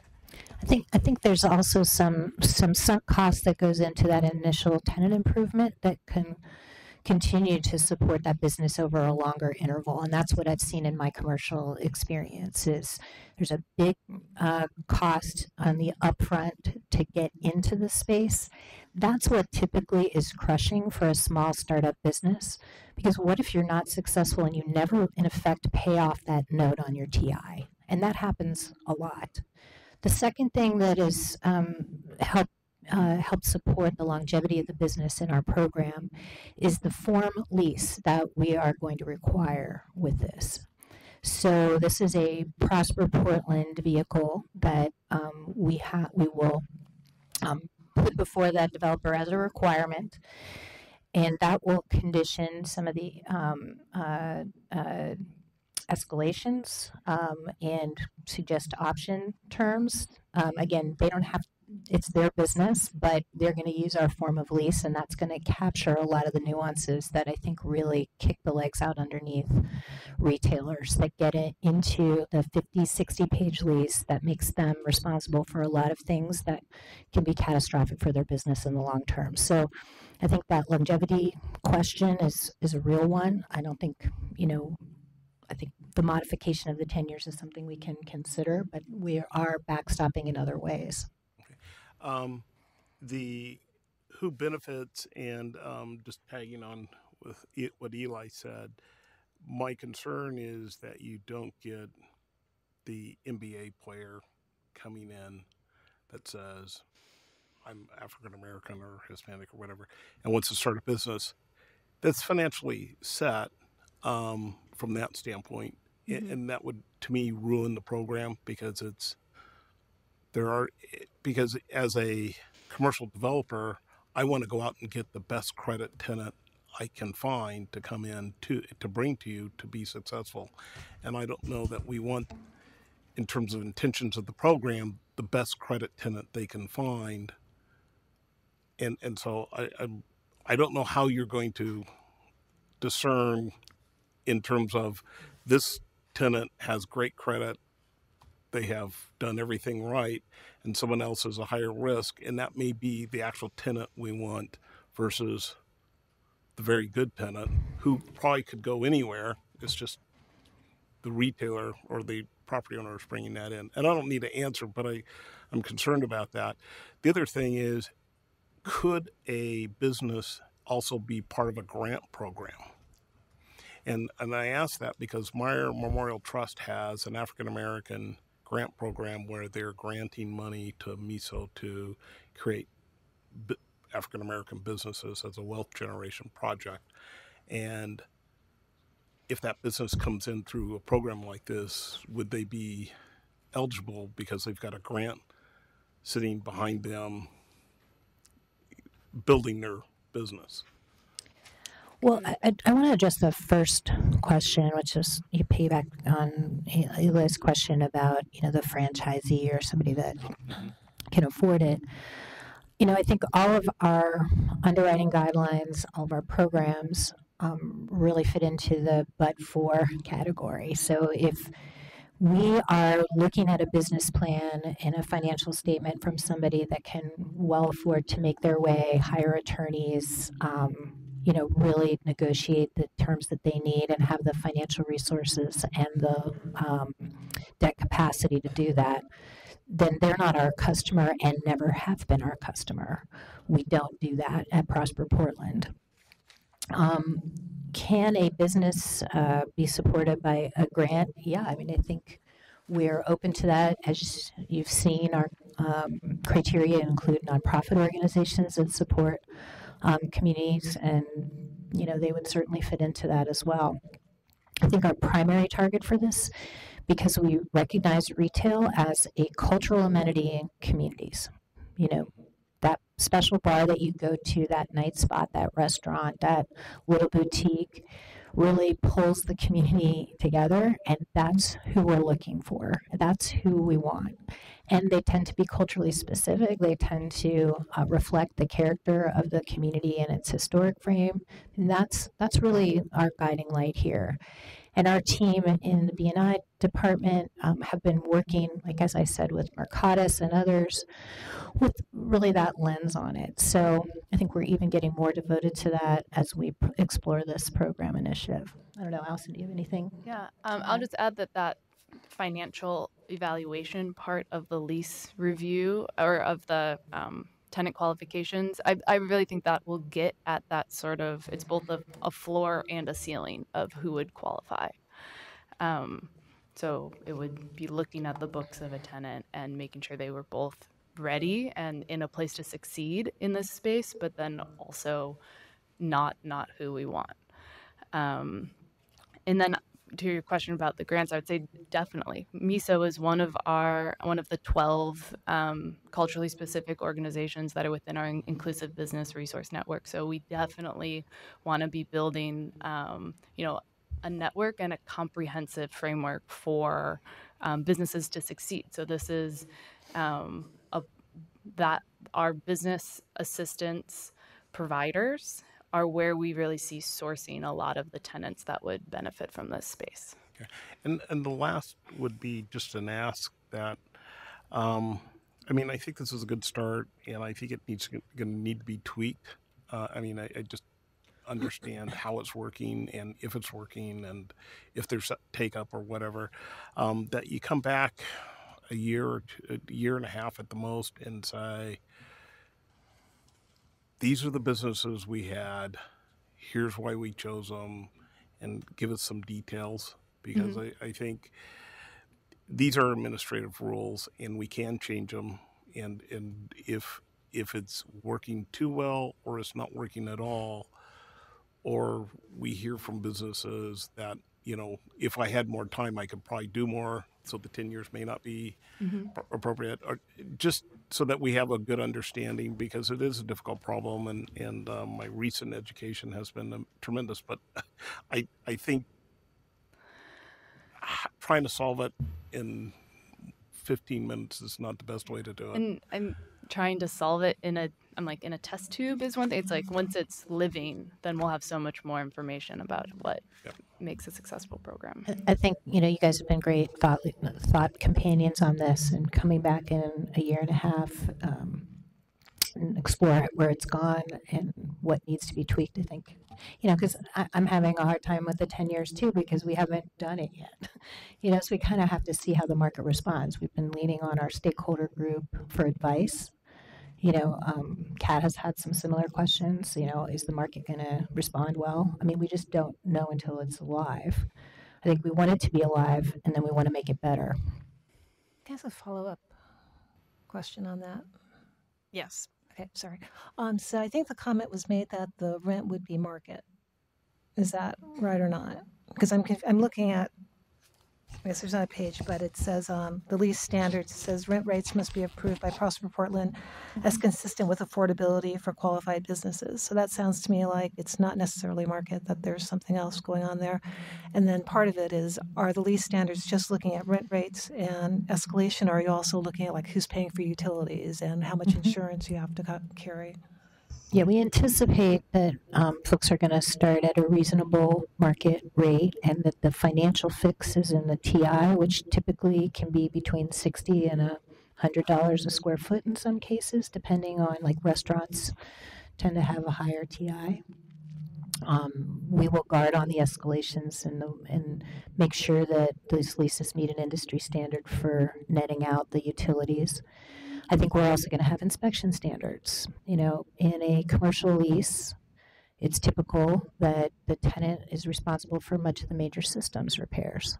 So we're going to have an inspection regime to ensure that the HVAC is in good working order, that that it is ADA compliant, so that doesn't come to bite you later. So I think we're trying to look at this in a more holistic way. As you also probably are aware, market rate is different everywhere. So we're looking at the general affordability for that particular tenant, that particular building. We also want to make sure that that building has a reasonable capital asset replacement program. So we don't want to put the developer or the owner in a situation where they are not commanding enough rent to keep the building in a good standard. So there's a lot of complexity to that, but yeah, we expect that people are going to start at a market rate but be financially supported due to the work that we're giving and the support we're giving for the TI. So I believe Teresa and Jeff have questions. We've got about 5 minutes on the agenda, and then just as kind of everyone knows where we're going, we need to have a little bit of a discussion time to figure out kind of how we feel about it. As we left this last time they were here, we went ahead and moved the amendments forward to council to leave the zoning code changes in play, and stated in our letter that we were going to reserve the right to come back and comment. So our goal is to figure out if we're in a place where we can comment or not, ideally in the next 5 minutes after Teresa and Jeff's questions. So I guess what I'm laying out as a groundwork are, I want you guys to get your questions in because they're important. Let's try to make sure we get them in quickly, and then we respond briefly so that we have time to kind of do a little deliberation. Thanks, Kat. Okay, firstly, thank you for your work. I know it's really hard when you're blazing a trail and trying to pull together all these things to try to start out. So good job on that. My one question is for the non-compliance. You said that they would just have fee in lieu, but there would be no penalty. So to me, that seems like a no interest loan on fee in lieu. So I'd like to see a penalty, even if it's token, and then perhaps make that penalty go directly to IH. Okay, it's a good suggestion. And there's an interest currently written in. So. Sounds cheap. And I'll try to be equally brief, but I do have a couple of things I'm not clear on.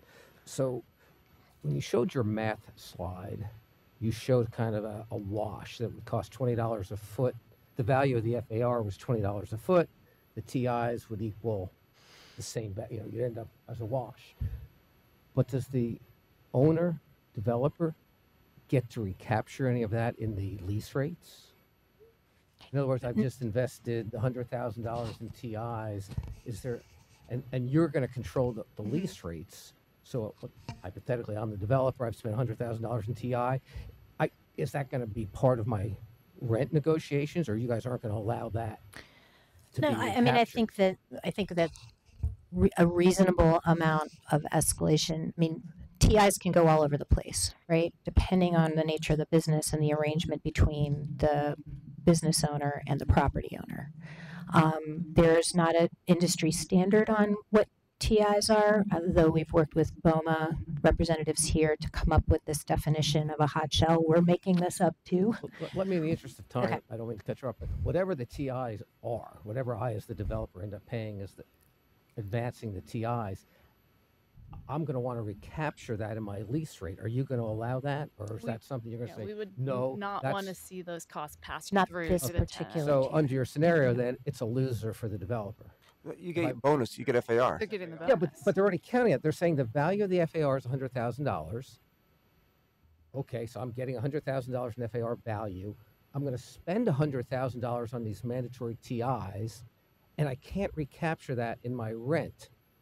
That looks to me like a kind of a financial discouragement to doing it. So I just make that point. Maybe we can come back to that. Let me rattle off just a couple other concerns I've got. Just maybe something the lawyers haven't looked at, and I happen to pick it up. You said several times one of the criterion for allowing a participation is locally owned. Makes sense. Neighborhoods changing. I've been a locally owned business for a long time. You don't want to displace me. You've written in such a way that locally owned doesn't qualify unless they're also a target business. So I don't know if that was intentional. Yes.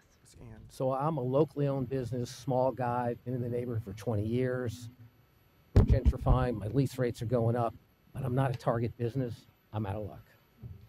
For this program. On this thing. But we have a lot of other programs to support them. No, that's fine. I just wanted to make sure whether, because you kept saying locally owned, but it really should be locally owned and a qualified target business. So that's okay. Thank you. And I would want to make clear, and I think Eli said it and you nodded to Eli, that if we're not dealing with fee and lieu, so now we're dealing with a developer who's looking at maybe I'll do an IH for bonus, maybe I'll do affordable commercial for bonus. I have the option to mix and match all of one, all of another. Is that Well, there's a correct? priority. Well, go ahead. The affordable commercial bonus would be, you'd use the That 50% that's allowed there first, and then I'd have to. Yes. I'm very concerned about that because I think part of what we're But trying remember, to this is only for buildings that have less fewer than 20. Yeah, units. so So all of those are going to go still even more into importantly, the I'm existing I'm, IH I'm program. I'm less than 20 units. Mhm. I really want FAR. It just works better with my pro forma. I think as a policy, we want to encourage FAR. I mean, we're building a building. Let's get the maximum value out of it. So I just think from a policy standpoint, personally, as a planning commissioner, I'd be satisfied with any desirable bonus that's utilized, whether it's housing, whether it's commercial, and not tie the developer's hands to say, nope, you gotta first do 50% commercial, particularly because I'm really nervous that your program's gonna be difficult to use. So I'm doing 19 units of housing. I'm prepared to do a couple of IH units. I want my maximum FAR, but you're saying no, before I can use IH, I have to first utilize commercial? No. You could choose No, voluntary. I don't believe that's what we're intending here. This would only be a prioritization for the fee in lieu. So if you have a choice to do on site, Okay, whatever that you was would what I like to thought do. you yeah. answered. No, no, Now- I understand. Okay. And that's the way it's in. So non-fee in lieu, I'm actually going to deliver the product on site. If you're paying to do nothing on site, then you have to pay Prosper Portland first, then the Housing Bureau. But if you're actually doing something on site, So I'm you talking can do it about any doing order you something. want.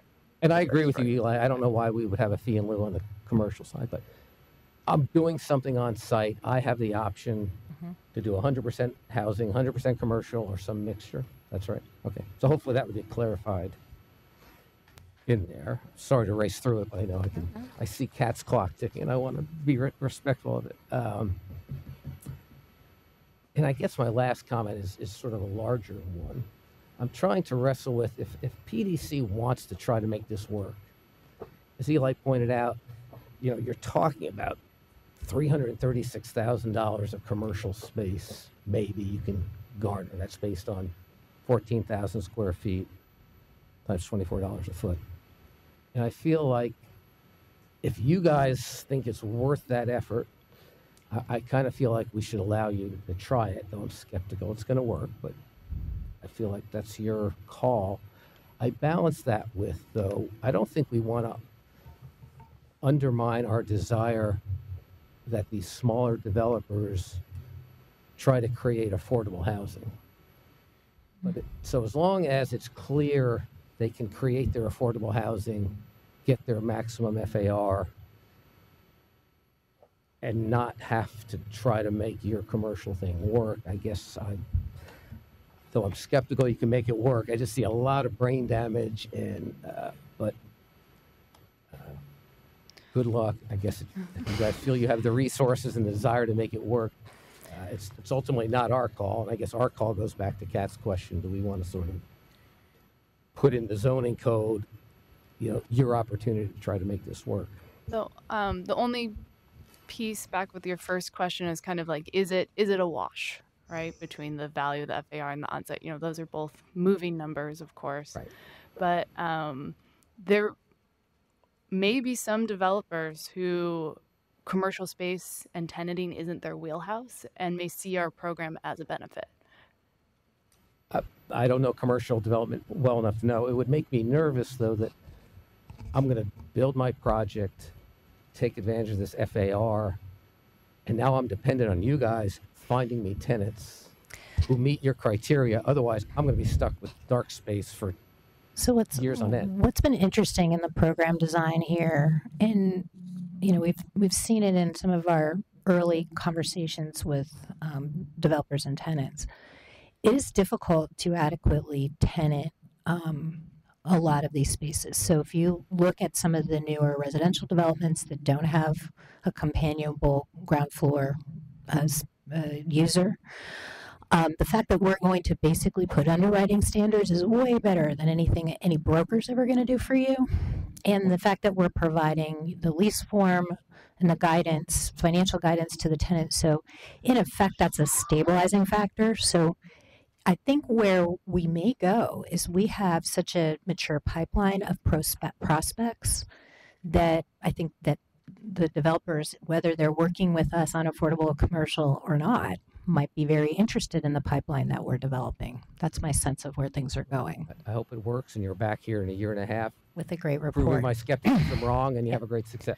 If I can clarify one other point, just I think that Jeff was asking about, you mentioned you didn't want to discourage housing developers from providing affordable units. So I think, and staff from Prosper can correct me if I'm wrong on this, but my understanding of the way the program would work is that if you're doing a straight residential development, you're not doing any mixed use at all, and you're not doing commercial, that your only option, again, is back of the IH. You can buy IH incremental, or you can voluntarily comply with that program. So those would not have access to the affordable commercial FAR. So if you're housing, you're housing. Oops, excuse me. Does that make sense to you? I keep thinking I'm hearing different answers. If I'm a mixed-use project, I'm under 20 units, so I have no mandatory IH, but I want to voluntarily do IH in a mixed-use commercial housing project. Can I get 100% of my FAR bonus solely by meeting the IH standards? Not if you're providing a commercial component within the mixed-use project, but if you were a housing-only project. No, I got it, but so the answer to the question, I think, Eli, this is the question you asked, and you got a different answer, is you do have to use the affordable commercial bonus to get half your FAR bonus. If fee in lieu, you have to go commercial. Well, no, that's not what I know. said. But No, just fee in lieu. I'm Can sorry. I reframe the question? I'm just helping Barry out there. Maybe we need to see the final wording in your. If you're going to actually provide 2 additional, voluntarily affordable units, I don't think you can choose to do that first.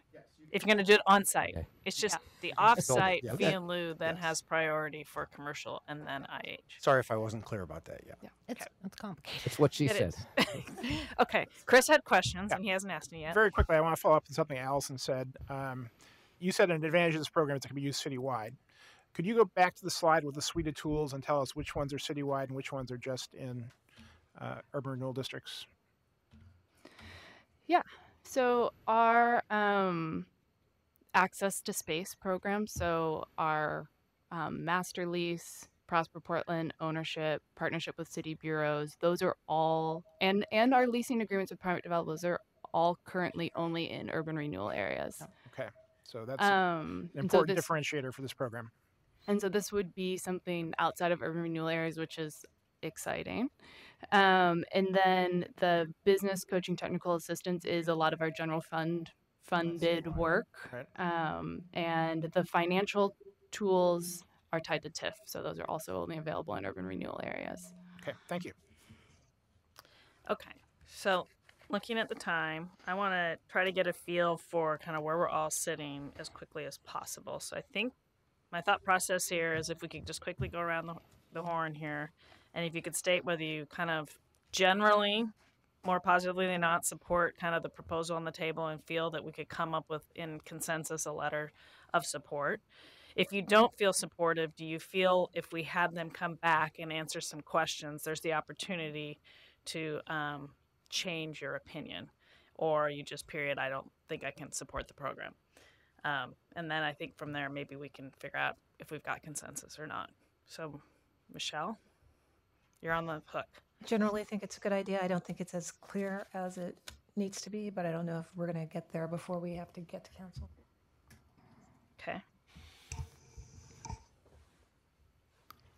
So hold it. Let me go back. Generally, I think it's a good idea.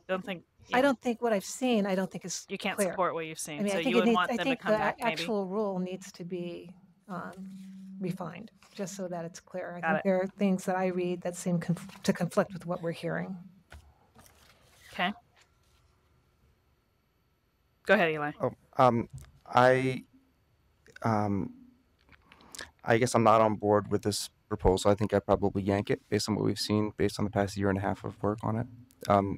And I think that if I'm a lone voice on that, then I would say drop the in lieu option as setting a poor precedent.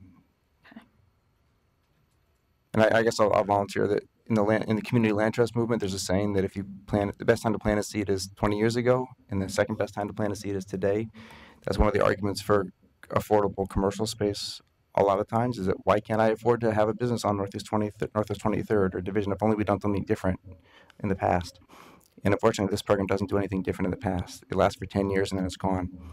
And so I'm a big supporter of nonprofit and owned commercial space because that does stick. The affordability sticks, and I just don't see it here. Thanks. Okay, Mike.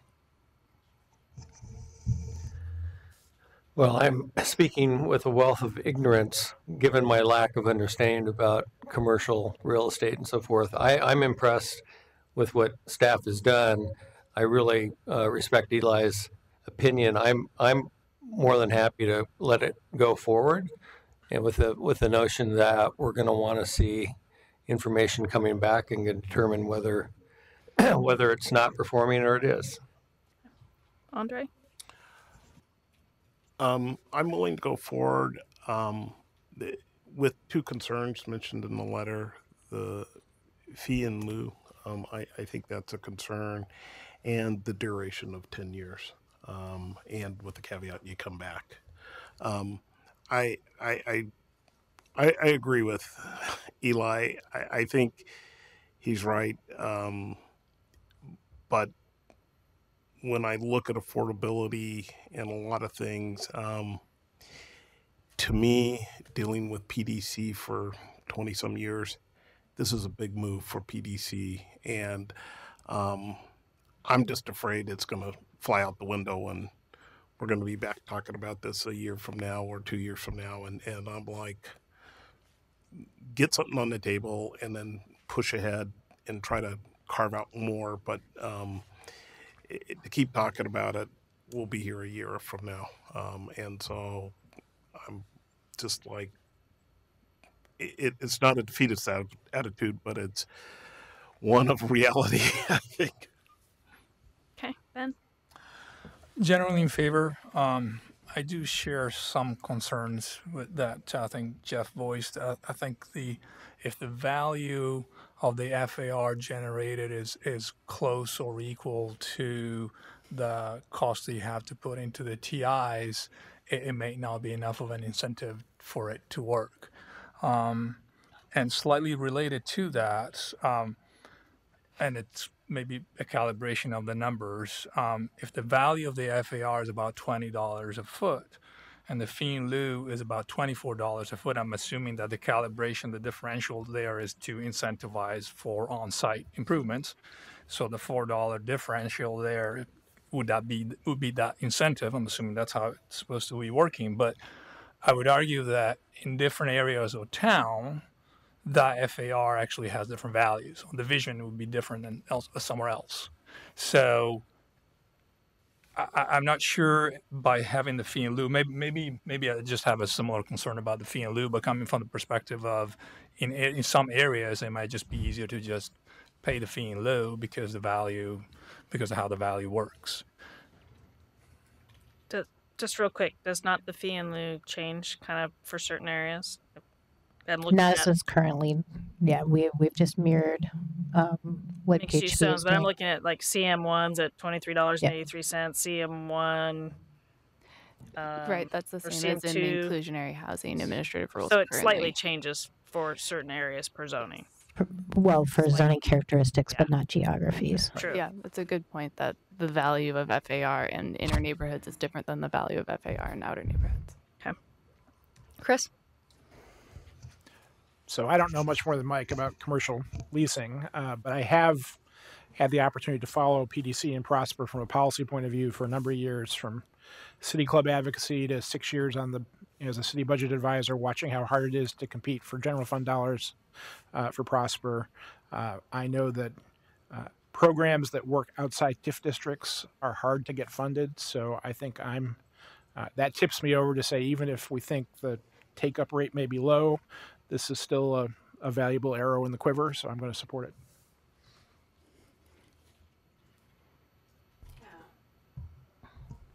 I have to say that I'm with the other two on not knowing a lot about this area of life, but It sounds really reasonable, and I'd like to. I do support it. Thank you. Chris? For what it's worth as a non-voting member, I appreciate the work that staff has done into this. I think it's a really thoughtful proposal. I think that there are a lot of really important unanswered questions, but I guess I'd rather see what happens in a year than spend a year talking about it. Also, for what it's worth, I think it would fit in your classification of populations that haven't been served by economic progress, but looking if you can do work with groups that work with ex-offenders who typically have a hard time getting jobs, but might have an easier time starting a job if they can get financing. Yeah, it's an excellent suggestion. So if we got 14,000 square feet, and if you figured it was 600 square feet, like the tiniest space possible, that's 23 entrepreneurs that get a chance. And out of those 23, statistics might be different than what I remember, but you'll get about 2.875 successful businesses. So if we can actually generate 3 businesses that are successful, become the next Salt and Straw or whatever, that's really great work. So it's not perfect. There's some things that we should refine and clean up, but I'm supportive. Thank you. And I'll go ahead and support moving it. You've heard some of my concerns and skepticism. I hope you'll continue to fine-tune the regs before you launch, and hopefully clarify the one thing we went through several times here, and make clear about that affordable housing versus affordable commercial. I did have a procedural question in terms of what so the city council already has something in Title 33 we forwarded, right, saying and it's got numbers in it that are no longer accurate, right? Because if my understanding is no, they're accurate. I thought it says it calls for 25%. No. No, that was changed. Okay. So that language is out of the code. So what that's have at we council. already forwarded to City Council? Just sort of a generic, we endorse PDC, Prosper coming back with. We forwarded the program stating that administrative rules would Come back, I basically see. take care of the particulars. Okay. I don't think you want to read it all, but I'm flashing the language that's in front of City Council, and basically we said complies with the program that Prosper is Okay, developing. that's fine. I was just trying to make sure I understood. So our letter would say we're endorsing their program, and maybe we're going to throw in a few comments or suggestions about the program. Got it. Okay. Let's give them a chance. You've done a lot of hard work.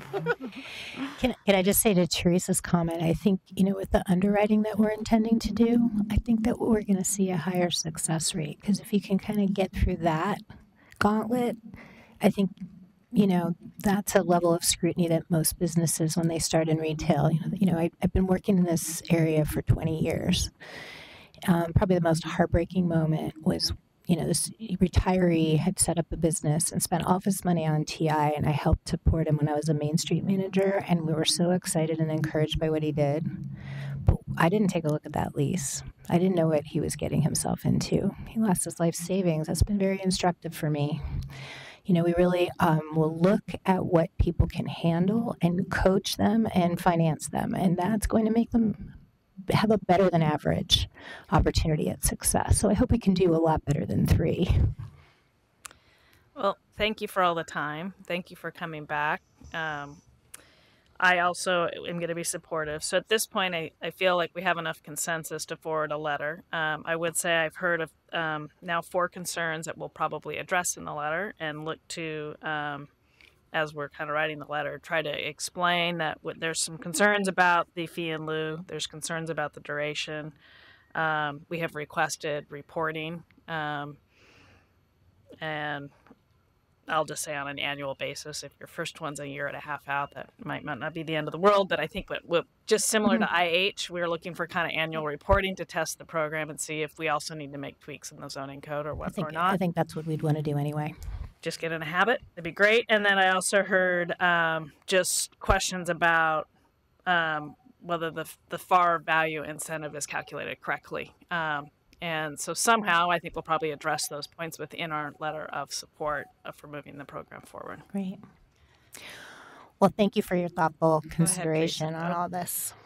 We'll take this back particularly look at the fee in lieu and the duration issues and be ready to respond. Thank So, you. Teresa, can you make it one quick? last thing, yes. So when you tenant under this program, you have to tell us because we all have to go there and buy some stuff Fair a enough. bunch of times. Well, we make sure that you know. And I was persuaded on your 10-year, by the way. We'll see how it goes. Thank you. Thank you very much. so We appreciate all your time. Next item on the agenda is congestion pricing. Thank you for bearing with us, guys. We're running late here. I may have to look to all of you to run a little bit over. We'll see how this goes. So I think we have Maurizio, Shoshana, and Judith. Nope, you need a break. You can do it on your own time, or on this time out. Oh, no brainer. Perfect. Okay then. Are you joining them, Maurizio? You don't have to. I was just curious. I thought you were going to. Oh, come on up. Just come on up. It'll go quicker. That ought to make it go quicker. We're running. I took too much time on the last one for you, so I'm trying to get you going. Thank you. All right. Well, thanks. I'm going to start. I'm Shoshana Cohen with the Portland Bureau of Transportation. Mauricio may also jump in here, also with PBOT. And Judith Gray from ODOT is really you're going to hear from her during the bulk of the presentation. She's going to talk specifically about ODOT's value pricing project that they are in the process of doing right now. We just want to take a few minutes, and I'll try to be even a little briefer than I was planning on, to just sort of set the stage a little bit about why the city has an interest in exploring congestion pricing, why we think congestion is a problem, and sort of how we are beginning to sort of analyze and evaluate what ODOT is doing as we get started. And one super quick note, the city is using the terms congestion pricing, ODOT is using the term value pricing. We're talking about the same thing, a new tool, and we're figuring out sort of what to call it. So just trying to confuse everyone a little more. So you all know Portland is growing. The region is expecting to add about 500,000 new residents by 2040. And as we grow in population, congestion is growing. That makes travel times unreliable. And it really brings with it a huge host of problems. And that's one of the reasons, or the main reason, that we are really thinking that we need a new sort of tool to address these problems. Congestion brings with it economic costs to businesses, costs to families for fuel, for vehicle maintenance, for lost time. It brings with it health costs, emissions, long commutes contribute to asthma, heart disease, other health problems. There are very real climate problems. 40% of Oregon's greenhouse gas emissions are currently from motor vehicles. And there are very real equity costs. Basically, all of these costs are exacerbated. Lower income communities and communities of color often live closer to freeways and farther from work. In Portland in particular, as you all know, housing costs are rising, and we are pushing people farther and farther out, causing them to have longer commutes and then spend more of their money, spend more time away. And basically, there is already sort of a hidden congestion tax, which we're not talking about, but this exists in our transportation system as it is right now, and that's sort of what we're trying to sort of solve for. Again, you are all probably pretty aware of this, but we have a whole suite of tools, current strategies for congestion relief.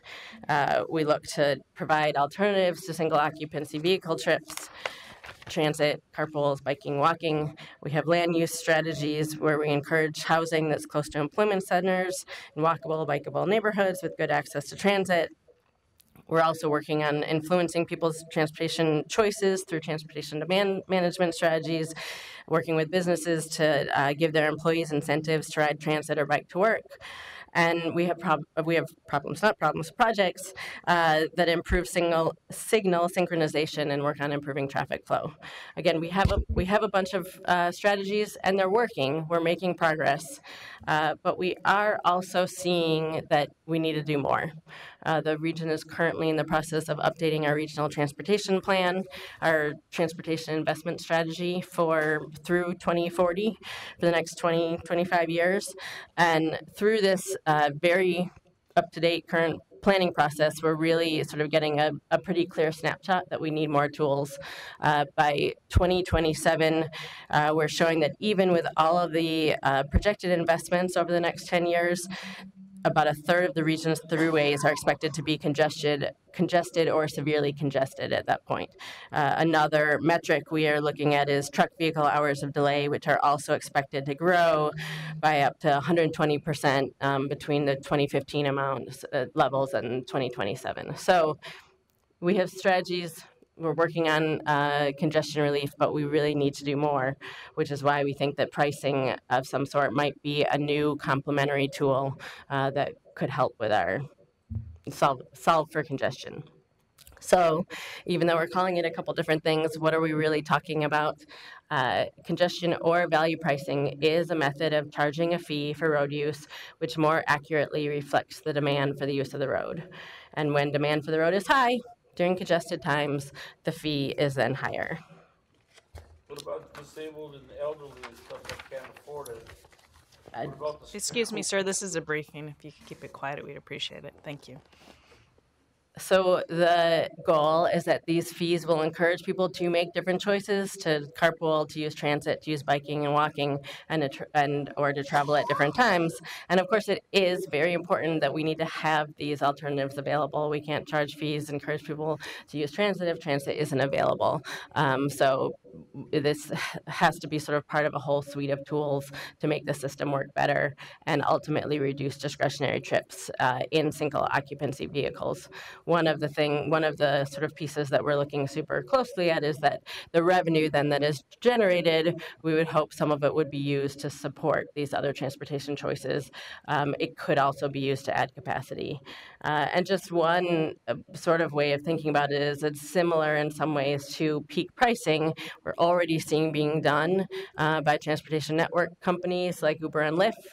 But we're hoping to use the additional pricing to actually manage and reduce congestion, not just profit from it, as sort of the private companies that are working on this are doing so far.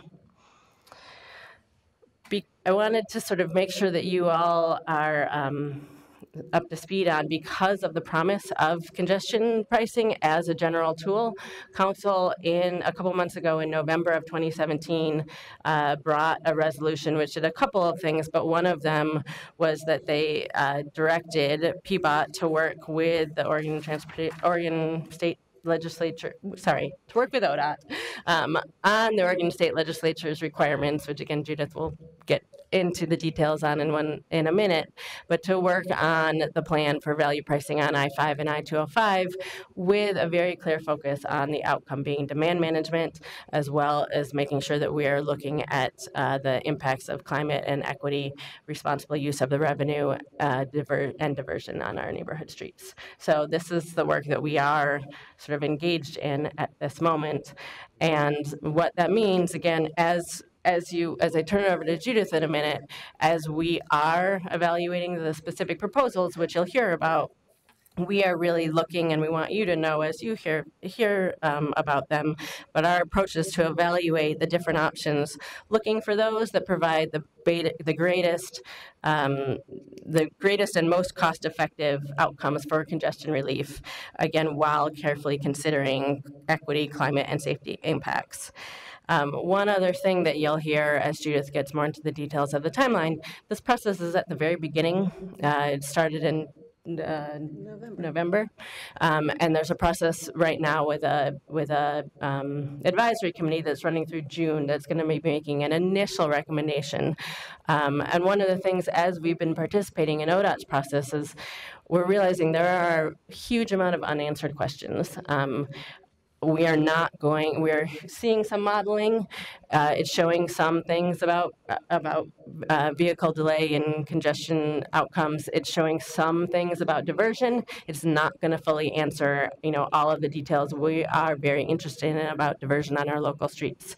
It's not going to fully answer all of the equity questions that we have and how we can provide full benefits and make sure there are not additional burdens. There's a sort of a whole host of questions that this initial stage isn't isn't going to answer. That said, we do think that there's the potential for this process, to really come up with some potentially transformational changes to our system, and we would like to see a recommendation to move forward to the next stage to what would most likely be a NEPA process over years to continue to study sort of the most full option where there would be tolling on all lanes of I-5 and I-205 sort of throughout the full study area. And again, you'll see that in a minute. But that seems like there's potentially the most benefit if implemented correctly, and we'd like to see that advance for study. And because we'll be sort of putting some faith that we want to see it advance for study without answering all the questions, the approach we're sort of thinking about right now is to develop just some principles for moving it forward. Basically, as we move forward with this process, principles around safety. The ultimate solution cannot make our streets less safe, either within the specific project areas or through diversion on our local network. We would also want to make sure that the project, ultimately the elements and the revenue use, must really make the system more equitable. And around climate, again, we're seeing some analysis. We're hoping greenhouse gas reductions, air particulates, but ultimately we would want to be very clear that there's evidence that the project would have an overall benefit on the environment. And then as far as revenue use, basically we'll be looking for the revenue, at least some of the revenue, to sort of contribute towards those outcomes and help to make the transportation system, help to make sure there are enough alternatives and make the system safer. Examples would be investment in transit or biking and walking or safety on local arterials and low-income user discounts. And that's really sort of the framing that we just wanted to give. Before I hand it over to Judith, just the last point that it seems worth saying specifically around transit, that we are, I think, in a lot of the initial conversations, transit and robust alternatives is going to be key to making a system work. Both here and in other places, transit seems to be a very important alternative if you're going to price. And there's already discussions, there are limits within the Oregon Constitution for funds that can be used from the highway fund. It is also important to note, though, that you could support transit with revenues. You could support transit capital, for instance, to work on enhanced transit and put capital access to transit improvements. You can't, as it exists right now, use funds from in the highway constitutionally restricted area towards transit operations. But it also, there may be a discussion about even going further and seeing if there's a way to use toll funds to more sort of directly towards transit, which is just sort of an emerging thing. It seems worth seeding right now. And with that, I will turn it over to Judith. Thank you. I think you can stay, and I could just move this. Fancy. It was on the desktop, so I can't see. I think you have to close mine. You have to close mine and then there. This one? Yeah.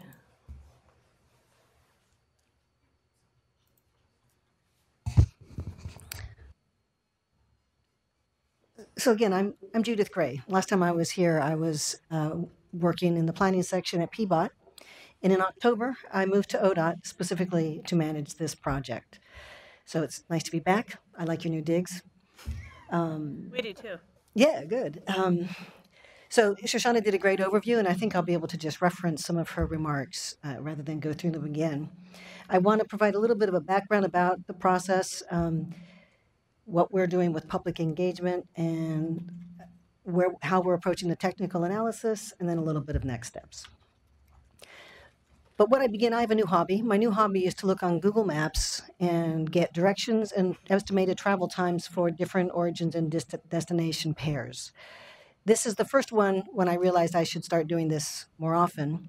When I had an open house in Vancouver, and I needed to arrive at 5 o'clock the next week. So, a lot of us use Google Maps to find out how long it's going to take me if I leave right now to get from point A to point B and what my route should be. But it'll also give you an estimated departure time for the future. So I have all these different OD pairs, that's what we call it, origin destination pairs, that I've saved for 11 o'clock at night versus 5:30 next Thursday. Because this is the problem. To get from the ODOT office in Old Town to the Vancouver Library and arrive at 5:30 p.m. on a Thursday, I should expect my travel time to be between 28 minutes and 1 hour and 10 minutes. I also did this from Beaverton to the Portland Airport when I was on the west side of the West Side Transportation Alliance. Beaverton to the Portland Airport, 40 minutes to an hour and 40 minutes. That's a problem. Because not only is it congested, and those travel times might be something like 30 minutes, and so you're already bumping it up just at the low end. But it's that variability that I think is the huge impact to business and to individuals. And we're going to talk about equity, and equity is one of the most important considerations. But one thing I know, people who have low-wage jobs, people who have low incomes, also value their time and may have less flexibility. So this isn't good enough. So that's really one of the opportunities, I think, to try to, where congestion pricing could help us to manage, at least in that variability, that unpredictability of a trip. I think that most of you are familiar with House Bill 2017 from last year's legislative session, where the legislature took a big move toward transportation investments, not only in some major freeway projects, but also making the Connect Oregon project for multimodal projects, freight projects, rest areas, just a huge range of investments, and identified new funding sources, including increasing gas taxes, title registration fees. That creates new dedicated revenue to every city and county, as well as the state. They also identified several policy issues, and so that included a higher level of accountability, and I'm sure the staff here are working on the transparency and continuous improvement requirements that are in that legislation to accompany that additional revenue. Also some jurisdictional transfer you guys may be working on. But value pricing was one of those aspects. So I wanted to make sure it's understood to be in the context of a very big move in transportation. In particular, I'll just say that value pricing is actually the name of a specific federal tolling program.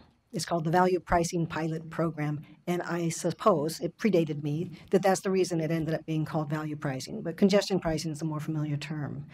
So the legislation directs the Oregon Transportation Commission to seek approval from the Federal Highway Administration to do tolling, and to seek that approval before the end of this year. And if it is approved, then the OTC is directed to implement it. That's fairly strict, but the flexibility really is that they did prioritize that it should be on these two parts of I-5 and I-205 in the Portland region, but it can be done in segments. It doesn't necessarily have to apply to the entirety of those freeways, and it also specifically does not preclude other freeways or other agencies in their transportation system. It just says these are the first ones. Remember, this was done in the context of considering all of the major transportation concerns throughout the state. The implementation timeline that Shoshana already referenced, those blue lines are the process we're in right now, where we have a policy advisory committee and we're doing education and engagement about the process. Over the course of the summer, we'll prepare a report based on what we learned through this process, submit that report to the Federal Highway Administration, and through that, depending on what the project is, we'll be working with Federal Highway Administration to determine what exactly the engineering analysis, traffic analysis, equity, revenue, tolling, system development that will have to occur, likely in the form of a NEPA. But it's not certain. It really will depend on what the OTC ends up requesting. The OTC convened a policy advisory committee. There are 25 members if you count the 2 members of the OTC who are the co-chairs. Having 2 members of the OTC as co-chairs is a significant commitment on their part, and it really helps by providing the leadership and also demonstrating the commitment of the OTC to this effort. We have representatives from the 4 counties, including Clark County. City of Portland, Brendan Finn is representing the City of Portland from Dan Saltzman's office. Also, Commissioner Vega Peterson from Multnomah County.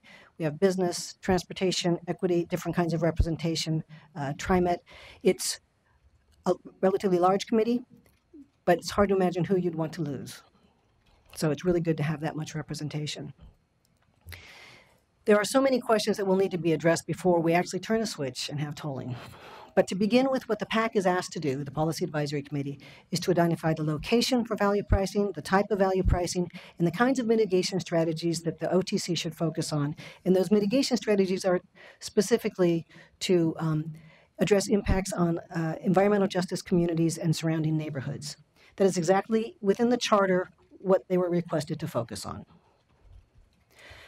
I want to start with where we are now. We've had 3 out of 6 meetings, and those first 3 meetings have really been about learning, and so there's been a lot of information generated. We have a really qualified consulting team with decades of expertise and experience in congestion pricing. So we've gone through some screening technical analysis to sort of identify, what are viable concepts that might work in this region. The next meeting is going to be April 11th, where we're going to start talking about that third bullet. So back there, the mitigation strategies. We'll be talking about that at their April 11th meeting. And even though we're still at the early stages of doing technical analysis, it is a time to begin to identify those values. Because with that diverse set of stakeholders that are represented on the Policy Advisory Committee, bringing them together to identify those values and then pair them with the concepts that are being considered and the experience and like exactly the kinds of things that Shoshana was just talking about. The safety on the surrounding streets should not be degraded. That we should be looking for ways to ensure affordability for low-income residents. Those are not things, this is the first time I saw that, but that is exactly the kind of input that we want to see if we can bring the committee together to the degree that there would be consensus or a strong majority. And if there's not a strong majority, that would be useful input as well. That will go to the OTC, and they want to know what are the priorities, the real values and priorities that would make this successful for this region. So in thinking about equity, we have to think about it broadly, because it's very easy to think only about the out-of-pocket cost, because nobody likes to pay out-of-pocket for something that you've not been paying for in the past. But we know that we actually don't have a system that starts from an equitable standpoint. There's much more going on. So we want to make sure that we're thinking about improving mobility for all sectors of society, for the broadest possible reach of population, business and personal, all ranges of income. So how are we providing input? How are we making sure that benefits are shared? What choices are we providing? These are the kinds of questions we want to think broadly about equity, and to have our Policy Advisory Committee and members of the public think broadly about that as well. We know that there are existing inequities. For example, if we have a system today, one of my favorite soapboxes as a transportation planner is that the system we have today in many areas basically requires you to own a car.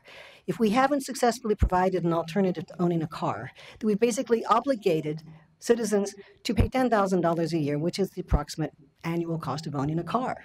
So that's an inequity already built into the system. Obviously, the housing and jobs balance for land use planning and development is a huge issue, especially as housing costs go up, lower income households move further away, they have longer trips, so there's a lot that goes into that system. Traditional funding sources. We've traditionally paid for our infrastructure with fuel taxes. But oftentimes lower income folks are driving less fuel efficient vehicles, paying disproportionately higher into that fund. And is that what we're going to continue to rely on to build our infrastructure? I'm not suggesting that congestion pricing is going to address all of that, but that there is a broad perspective of equity that we want to be able to think about, so we don't simply try to look mathematically at the very real issue of an added out-of-pocket cost for commute trips. And that is something we need to take seriously, as long as we can think about sharing the benefits first and mitigating the negative impacts of that added cost. There are other programs we can learn from. I'm going to go through them more. I'm going to skip them. I'm just going to say incentives for high occupancy vehicles, for example. Special programs to make sure that folks who don't have bank accounts also have access. In fact, I think there's state policy that requires that we do that, which is fine, because that's something we would want to do. And enhancing multimodal investments. And while Shoshana is accurate, that is correct, that there is a constitutional restriction on the use of these funds, and it wouldn't be eligible to pay for transit operations. We don't necessarily think that we have to limit the discussion to these tolling revenues. If it's most important to make sure that transit is improved, if that's what the Policy Advisory Committee wants to recommend to the OTC, they should recommend it to the OTC. They're not capped in what they think is most important. The OTC will take it under consideration and consider other forms of revenue if they choose. We've had a lot of public outreach. We did our winter round, and I just want to say that I have worked on a lot of projects in the past 20 years, and I've never had quite as much engagement. So we did 3 open houses live. We also had an online open house. We had 1,800 completed questionnaires over a course of about 2 weeks. Not just people who started it, but actually completed it. And that number of 750 emails and voicemails is an old number. But we do our best to read them all, and if they ask a question, we respond. We've had several people say, I've never had anybody call me back before. We had, so the blue dots show where we had open houses in the winter, and we're having 4 of them. We have 3 of them, Vancouver, Lloyd Center, and Clackamas Town Center. And then we're going to have 4 more in next couple of weeks. And I'll share those dates later if you want. Some of the common themes, we did want to get grounded in the nature of the problem, and that is congestion. And we asked people, how does it affect you? And it affects their time they spend in traffic, of course, increased stress and anxiety, unpredictable travel time, and adjusting the route to avoid congestion. I think that's important because we are concerned about diversion that would come as a result of tolling, but we have diversion right now that comes as a result of congestion, in case anybody here has ever avoided a freeway and taken a local street. But there are, of course, concerns about congestion pricing, and we do hear these themes from all cross-sections. Impacts on low-income communities, diversions onto the surface streets and into neighborhoods, and questions and ideas about how revenue should be raised. So we are hearing these across the board, and I think that these are areas where we want input. So I'm really mindful of the time. It's kind of hard to skip too much, because if I leave it void, it will be filled with imaginations. I'm going to try to be quick. We know that we have a lot to learn. Nobody in this region, hardly, has done a congestion pricing project because we don't have any congestion pricing. And so even with just those 2 freeways, knowing we're starting with that, as soon as you start with segments, you almost have an infinite number of possible concepts to look at. So we decided to start with representative concepts, where we take the basic tools, kind of look, what if we did them all? What if we did the whole thing? Like just take it really broad, all or nothing. We called it bookends. And understand more about the range of effects of these different approaches to doing pricing. Let's start big.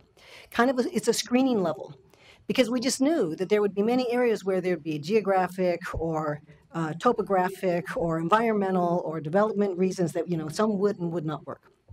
So we did that first evaluation, and I'll share a little bit about it, but not real quickly. Based on that, we came away with 5 concepts that warrant further evaluation. A lot of projects throughout the country would start there and say, well, we want to look at these projects. So this was really about learning. It was a chance for the Policy Advisory Committee, the public, the project team, the staff, and then the consultant team to all learn about this region, our operations, our growth, and what could be effective. So with that round 2 of analysis that we are now beginning and will report in May, we're taking a little bit more of a refined look at performance of the concepts. So the first thing, baseline, is 2027. We wanted to start with presuming some growth of population and jobs, but assuming no pricing. So this was taken out of the regional transportation plan. It includes 700 of the projects that are included there. That's already publicly vetted and approved. There are 2 basic tools. One is to price the entire roadway, and the other is to price a lane, with the adjacent lanes being unpriced. We looked at those in 2 different ways. One of them was pricing the roadway pricing by converting an existing lane, and then the option 3 was to add a 4th lane and price that. So those were the 3 building blocks. Then I called these the bookends. So we took those building blocks and we said, let's look at if we did, that baseline is in black there. Then the blue one is, what if we priced the entire roadway for both freeways? Then the green is, what if we converted a lane, both freeways? And then the orange one is, what if we added a lane, and that's a 4th lane, and priced that for both freeways? Then we looked at some combinations. So that was the approach we took. I would almost call these hypothetical concepts, because for most of them, there's some reason why it really isn't feasible. But it gave us a chance to really establish that, so that we could all start off with the same set of information. Then we can all bring our own opinions.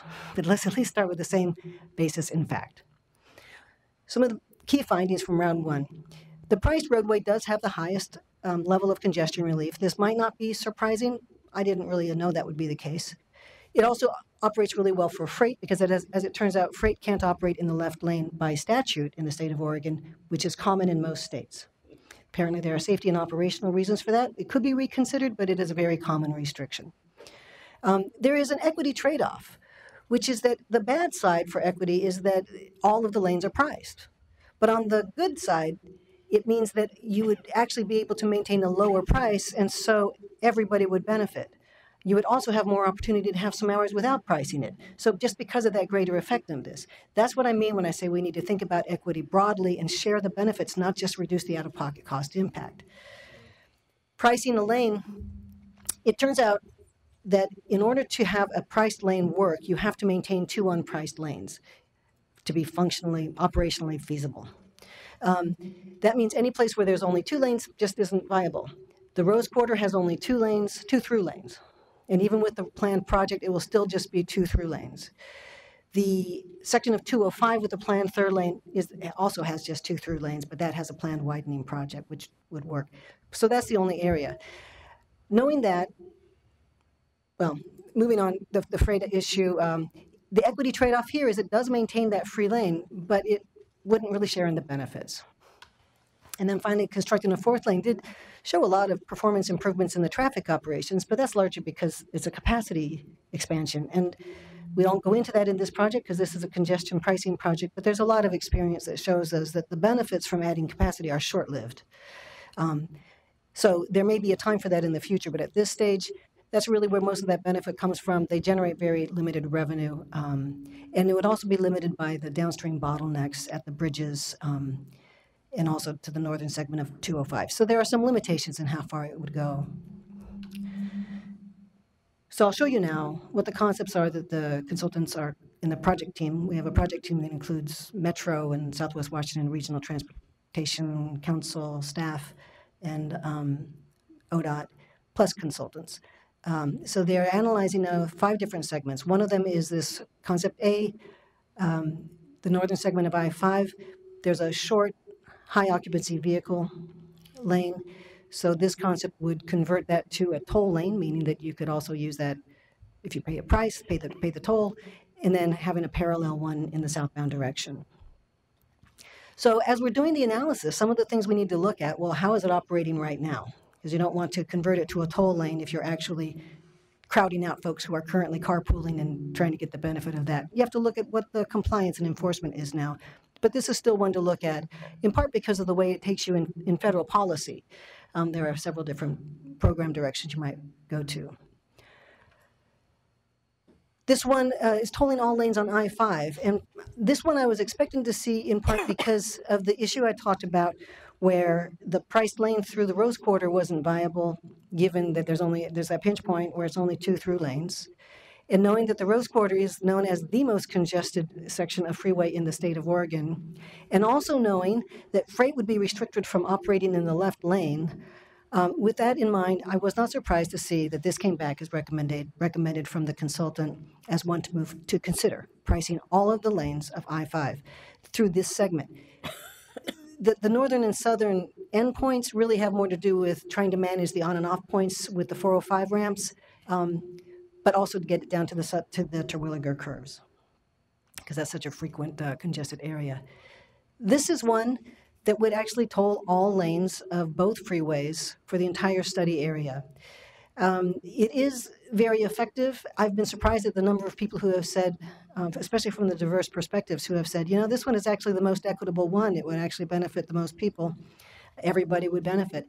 It's a big lift, but we're going to be, or the consultants will be reporting on the performance of this one. And if there's interest, and I think the city of Portland has expressed interest in this one, we would have to start talking about how does that get implemented over time. It would be, I think that there would be a phased implementation almost certainly. But it also needs to look at the diversion into the surface streets, the impacts on 84, 405, the Boone Bridge, equity implications and mitigations. All of them need to look at that. This one does generate a lot of revenue, though, which does provide an opportunity for a lot of different other kinds of strategies. This southern section of 205 is actually planned in the Regional Transportation Plan as a 3rd lane. We looked at tolling that 3rd lane. It's relatively effective, but most of that would just be the capacity, less than the toll itself. And so in addition to that, because the legislation does ask for, in that case, to fund the project to address the bottleneck. There's also the Abernathy Bridge, which needs to be reconstructed. And so this would be a project that where what we are looking at is whether tolling that bridge for the purpose of reconstruction, what kind of revenue, is it a revenue strategy that would address the rest of 205? Those are the 5 concepts. There's a very broad range in terms of scale, in terms of area, and in terms of the federal policy that we would point to. So as I showed you before, at the next meeting, we're going to really focus in on the policies, the values, what are the concerns, and what kinds of strategies do the PAC members want the OTC to be considering. We'll come back in May with the technical analysis findings of those 5 concepts I just shared with you, and at that time be able to also pair whether certain strategies, the mitigation strategies, work more effectively with certain concepts, or if they're system-wide, and then work with the Policy Advisory Committee to see if they begin to develop, strong majority positions or whatever that may be. They don't have to have a unanimous or a clear majority vote. The OTC is just interested in hearing what they have to say through all of these discussions, as well as their final recommendation. We have been doing some focused equity outreach. You may be aware that it's always hard to get representative participation in our traditional outreach methods. We tend to get a lot of people of the same demographics, white, upper, middle class. We are, myself included, overrepresented. And so what we've been doing is some focused outreach with translated materials and translation of presentation to Chinese, Spanish, Russian, Vietnamese, as well as African American and Native American groups, and doing translated questionnaires. We think that we'll be able to get maybe about 400 or 500 questionnaires, which is a really great way to expand the outreach, and also then to begin to expand our network as this project moves forward, so that we have folks who are engaged in keeping up. Here are the dates for the upcoming open houses. So we're having 2 on Saturdays and 2 on weekdays. We're having one up near the Portland Airport so that we can be convenient to Washington State folks who have had a lot of interest, and one in East Portland at the Ron Russell Middle School. We'll have an online open house that actually will start April 5th, so next week. And the online open house and this open house will really focus also on those mitigation strategies, the same kind of discussion we're taking to the Policy Advisory Committee.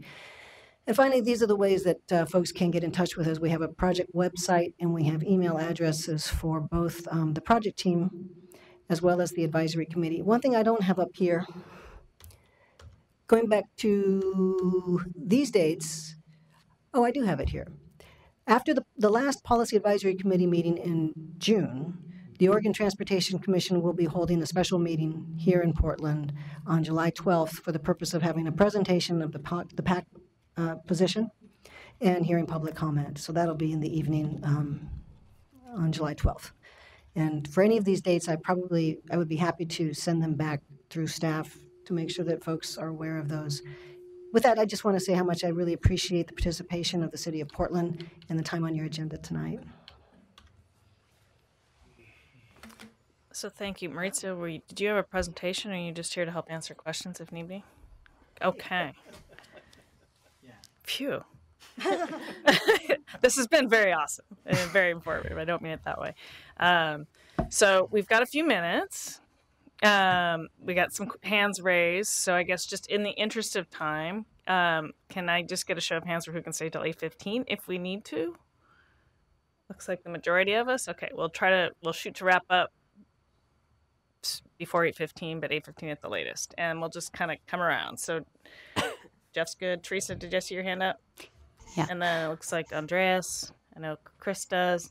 Katie, no? Okay. And then we'll slide back to this direction. I just wondered if you had a fee range that you were considering, a per mile cost or whatever it was. We don't. We can start with there's base value of time data in the Metro model, so that's a beginning. I can say that, so that pricing will be set at a later stage. It won't be set at through this process by July. But in the federal policy for the value pricing pilot program, it actually requires that prices be adjusted to maintain a certain performance. And I think it's something like 40 or 45 miles an hour for 90% of the time, but there's a performance metric, something like that, that establishes pricing. I appreciate this. I don't think I've seen an approach to congestion pricing like it, and I think the focus on equity and on ensuring that there are alternative transportation approaches is really important. I think it's also important, I'm sure you've heard this, the work Opal's done on the low-income fare for TriMet is really important, and I saw they're part of the group, so I'm sure they're voicing interest in something similar, especially if there's widespread roadway pricing.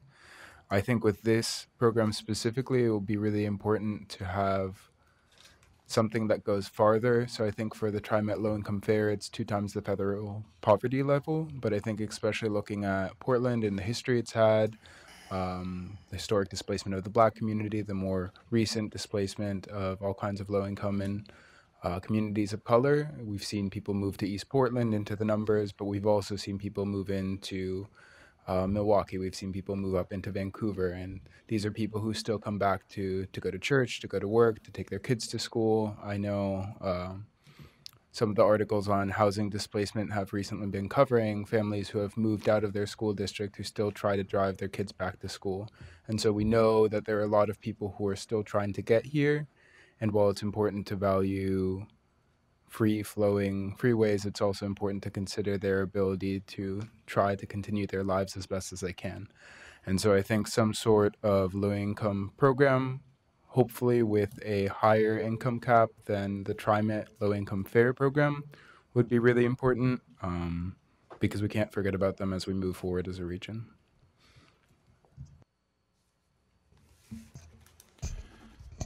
So since you can't agree on a label for the program, I have a suggestion for you, which is decongestion pricing, because that's really what it is. It's a price we're paying to decongest our freeway network. Yeah, that's taken by NyQuil already. Trademarked. So Judith, I've had a chance to follow your process. I went to the first meeting, and I've been following on YouTube since. I do want to congratulate you on, I think, a good group composition. I've been impressed with both the quantity and quality of the equity and environmental representation on the committee. So appreciate ODOT reaching out and filling those seats with good voices. A question about something that came up in your consultant process. It's interesting because this is a different lens than the way we usually talk about something like the RTP. Usually we're talking about, okay, what can we afford to build, right? And this is really about how is the system going to perform. And a comment I thought was interesting from your consultant is that we're going to have what he called hypercongestion, right?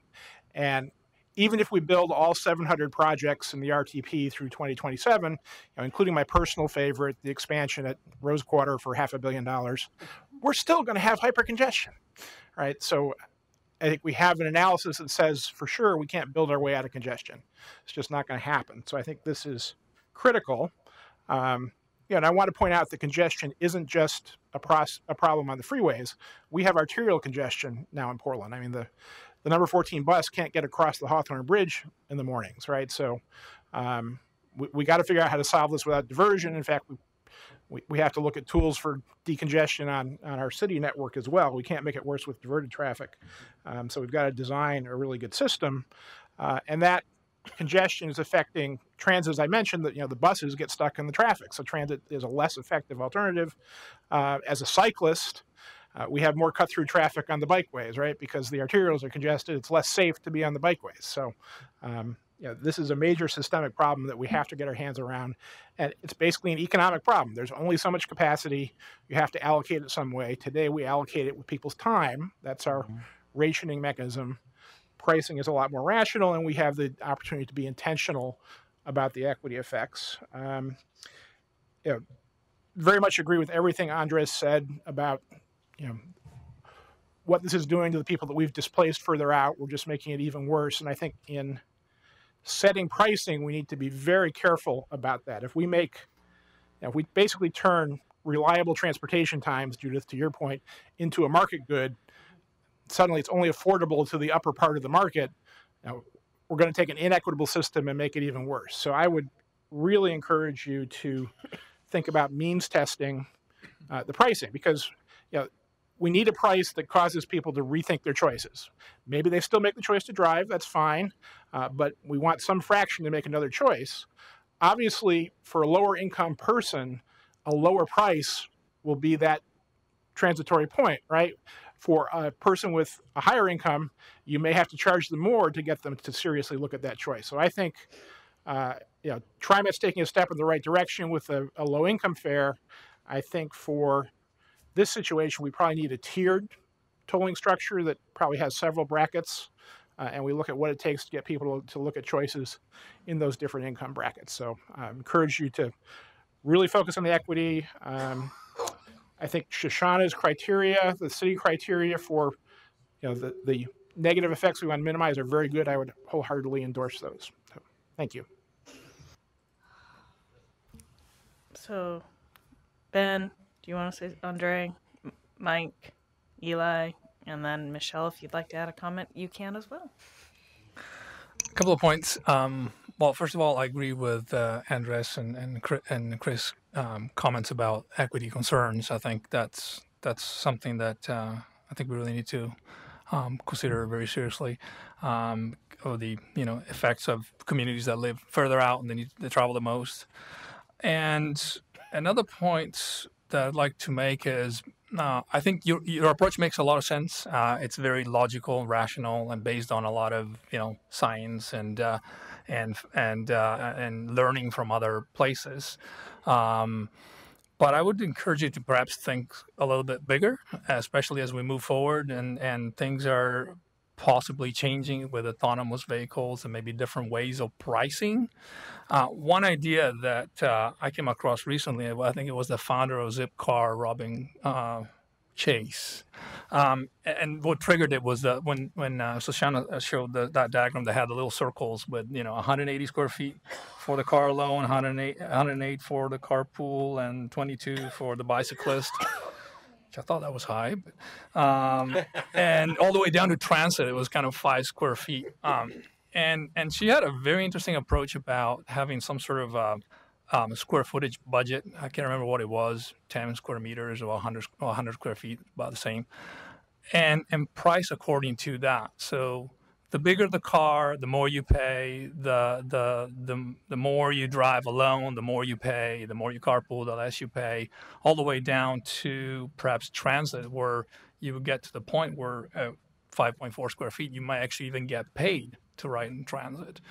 It's kind of a very out there, revolutionary approach, and there's probably many others. But perhaps another way to look at this, rather than the traditional tolling, who knows 20 years from now, how we actually get around. But the concept seems kind of an interesting concept, especially from an equity standpoint.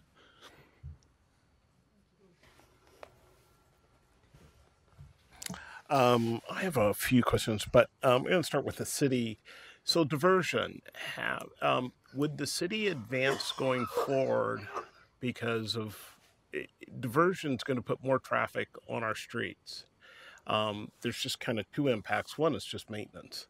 The issue for me is we're backlogged today on maintenance, and just from a city standpoint of service, having more traffic as a significant issue from this, and not having revenue that we get burdened with the problem and not having revenue, and not having advancing to the OTC and kind of hoping a prayer at the OTC you get revenue, seems to me fraught with a lot of problems. Secondly comes, as a planning commission, we have targeted the corridors, especially in the East County, for growth, and that's the commercial growth. That really is our diversity out there too.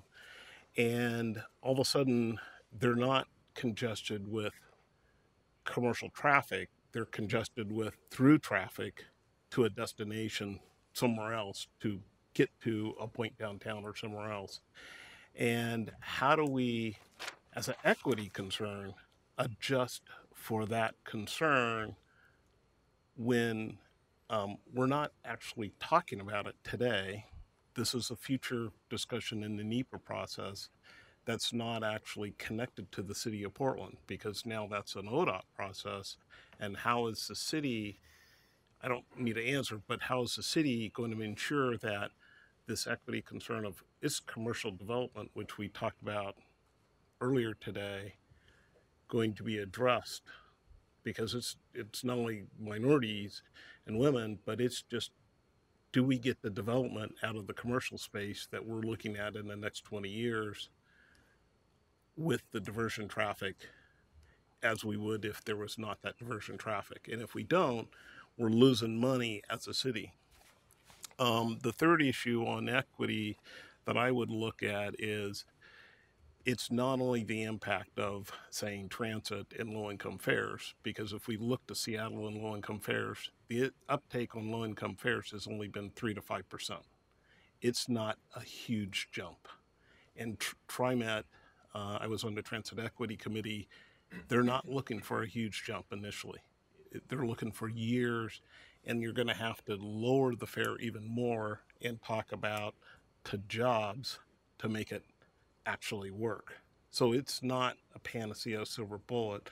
So I'm concerned that the city is not relying on that aspect. The other aspect is just ramp up. TriMet just recently said they can't ramp up really fast because of a whole bunch of other conditions, which are, they don't have the infrastructure, they don't have the people, they don't have the just structure. I mean, as an agency, to ramp up very fast if you implemented it at whatever you did. The other concern is unintended impacts, and so that's housing. We know we're in an unaffordable city, actually region. How do we deal with, you can say you don't, there's a benefit that you may not be in traffic because you have to pay $5, but if you don't have $5 to pay, it's not a benefit. So how do you deal with that housing issue? And just a point on housing, if you calculate whatever the number is for the fee, housing inside becomes more valuable by that value, because you can then pay more for housing and be closer in and not have to use your car. So the cost of value pricing becomes a house price. And you can convert that to, well, if I can pay $5,000, do I pay it to congestion pricing or do I pay it to a more expensive house? The issues of schools, how do schools handle value pricing and low income and minority kids? How does healthcare handle that? And lastly, how do you pay for it? I'm concerned the city's looking at moving ahead without actually having some idea, at least conceptually, you don't have to have details, that how you're going to get money, because Judith has said the money's constricted. So housing, healthcare, schools are all, and actually TriMet to operational things that they need to expand are restricted. So I'm not sure they can get. For the record, I'd like to just state that the Constitution says that, not Judith. Okay, the Constitution says that. So how do we get around? I'm not saying how do we, without some plan to get around, not to get around the Constitution, but to change it. And how do we do that? Because moving ahead may mean that you get value pricing, but the impacts are severe without any benefits. And so from that standpoint, those are my concerns, and I just hope the city does not just carte blanche say, yes, we're in favor of this and send it to the OTC, that they get some guarantees up front around the equity concerns, because it's great to talk about them, but at the end of the day, without some guarantees, I'm concerned about the long term. And for Judith, I'm glad to see equity on your slides now. I just haven't seen them, and I'm like Chris, have been watching this. I'm concerned that how equity will be, from an ODOT standpoint, presented in saying how you're going to deal with things like housing and other things that are not transportation related. And so how does the committee and how does the community say we would like to see housing, schools, a lot of the things that just talked about to the city, and that are important to the city of Portland in terms of building an equitable city for the next 20 years as we implement a Portland plan and how do we do that? And I'll leave it at that. Got a couple minutes, Mike. Yep, I'll take mine offline. I have an issue with Lyft and Uber and talk about local congestion. When I opened Lyft, there were like 15 cars within 3 blocks of my house. It's just insane. And it seems, along with diversion, that issue is huge that we need to address locally. Thanks. Thank you. That's a great presentation. I'm glad you're on this project. I love Ben's idea for thinking bigger and maybe give a coupon to people doing C-Trans. You know, I think that some of the Andre's points I like, but I also I'm glad you pointed out that the status quo causes a lot of these externalities already on housing price, for example. And I guess I want to toss out 2 new things. One is 26 and 84, 2 other roads to go in and out of the city. Maybe this is statutory, but it seems like they'd be a logical part of the conversation. And the other, so that's a question of why that's not in the mix right now. Maybe there's an easy answer. The other question is, there's going to be a lot of local governments making decisions on this project. Is any of it going to come through the Planning Commission for City of Portland, or is this more of a hearing for us to understand what's going on? I guess wondering whether there's decisions that we'll be making recommendations on through this process or not. I'll answer the first. So the legislature directed to begin with I-5 and I-205.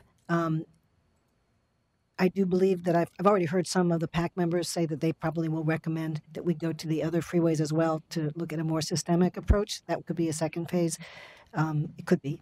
And I also think that in future analysis of even I-5 and I-205, we will have to look. So it won't be in this phase, but when depending on what project is advanced, we'll have to take a look at the impacts on 84 or 405 to make sure that, because we'll be concerned about that diversion as well. Well, and maybe did speak just a tiny bit to a couple of the things that have come up as far as the, us coming up with some recommendations now, but what will be the process in the future. I think I've talked to Judith about this. We're talking about trying to make some sort of formal recommendation that the PAC process, which is supposed to sunset in June, continues in a formal way. I think we are hoping to raise things and to put some qualifications out and not just hope, but have some sort of more formal process. And I'm not sure exactly what that will look like, but the city wants to make sure that we continue to have a voice. So if we're raising things and wanting to see see very clear solutions, that there is a process and it's not 100% clear. As far as this current process, we were here, I think all of us, to inform you what's going on from the city's perspective, to hear these questions and concerns and continue to sort of revise our input. As Judith mentioned, Brendan Finn, Chief of Staff for Commissioner Saltzman, is sitting on the advisory committee right now. That is also sort of just an advisory committee. I think Judith mentioned they don't even have to sort of formally vote on this. So right now it is advisory. I think we are continuing to share these issues based on transportation policy goals.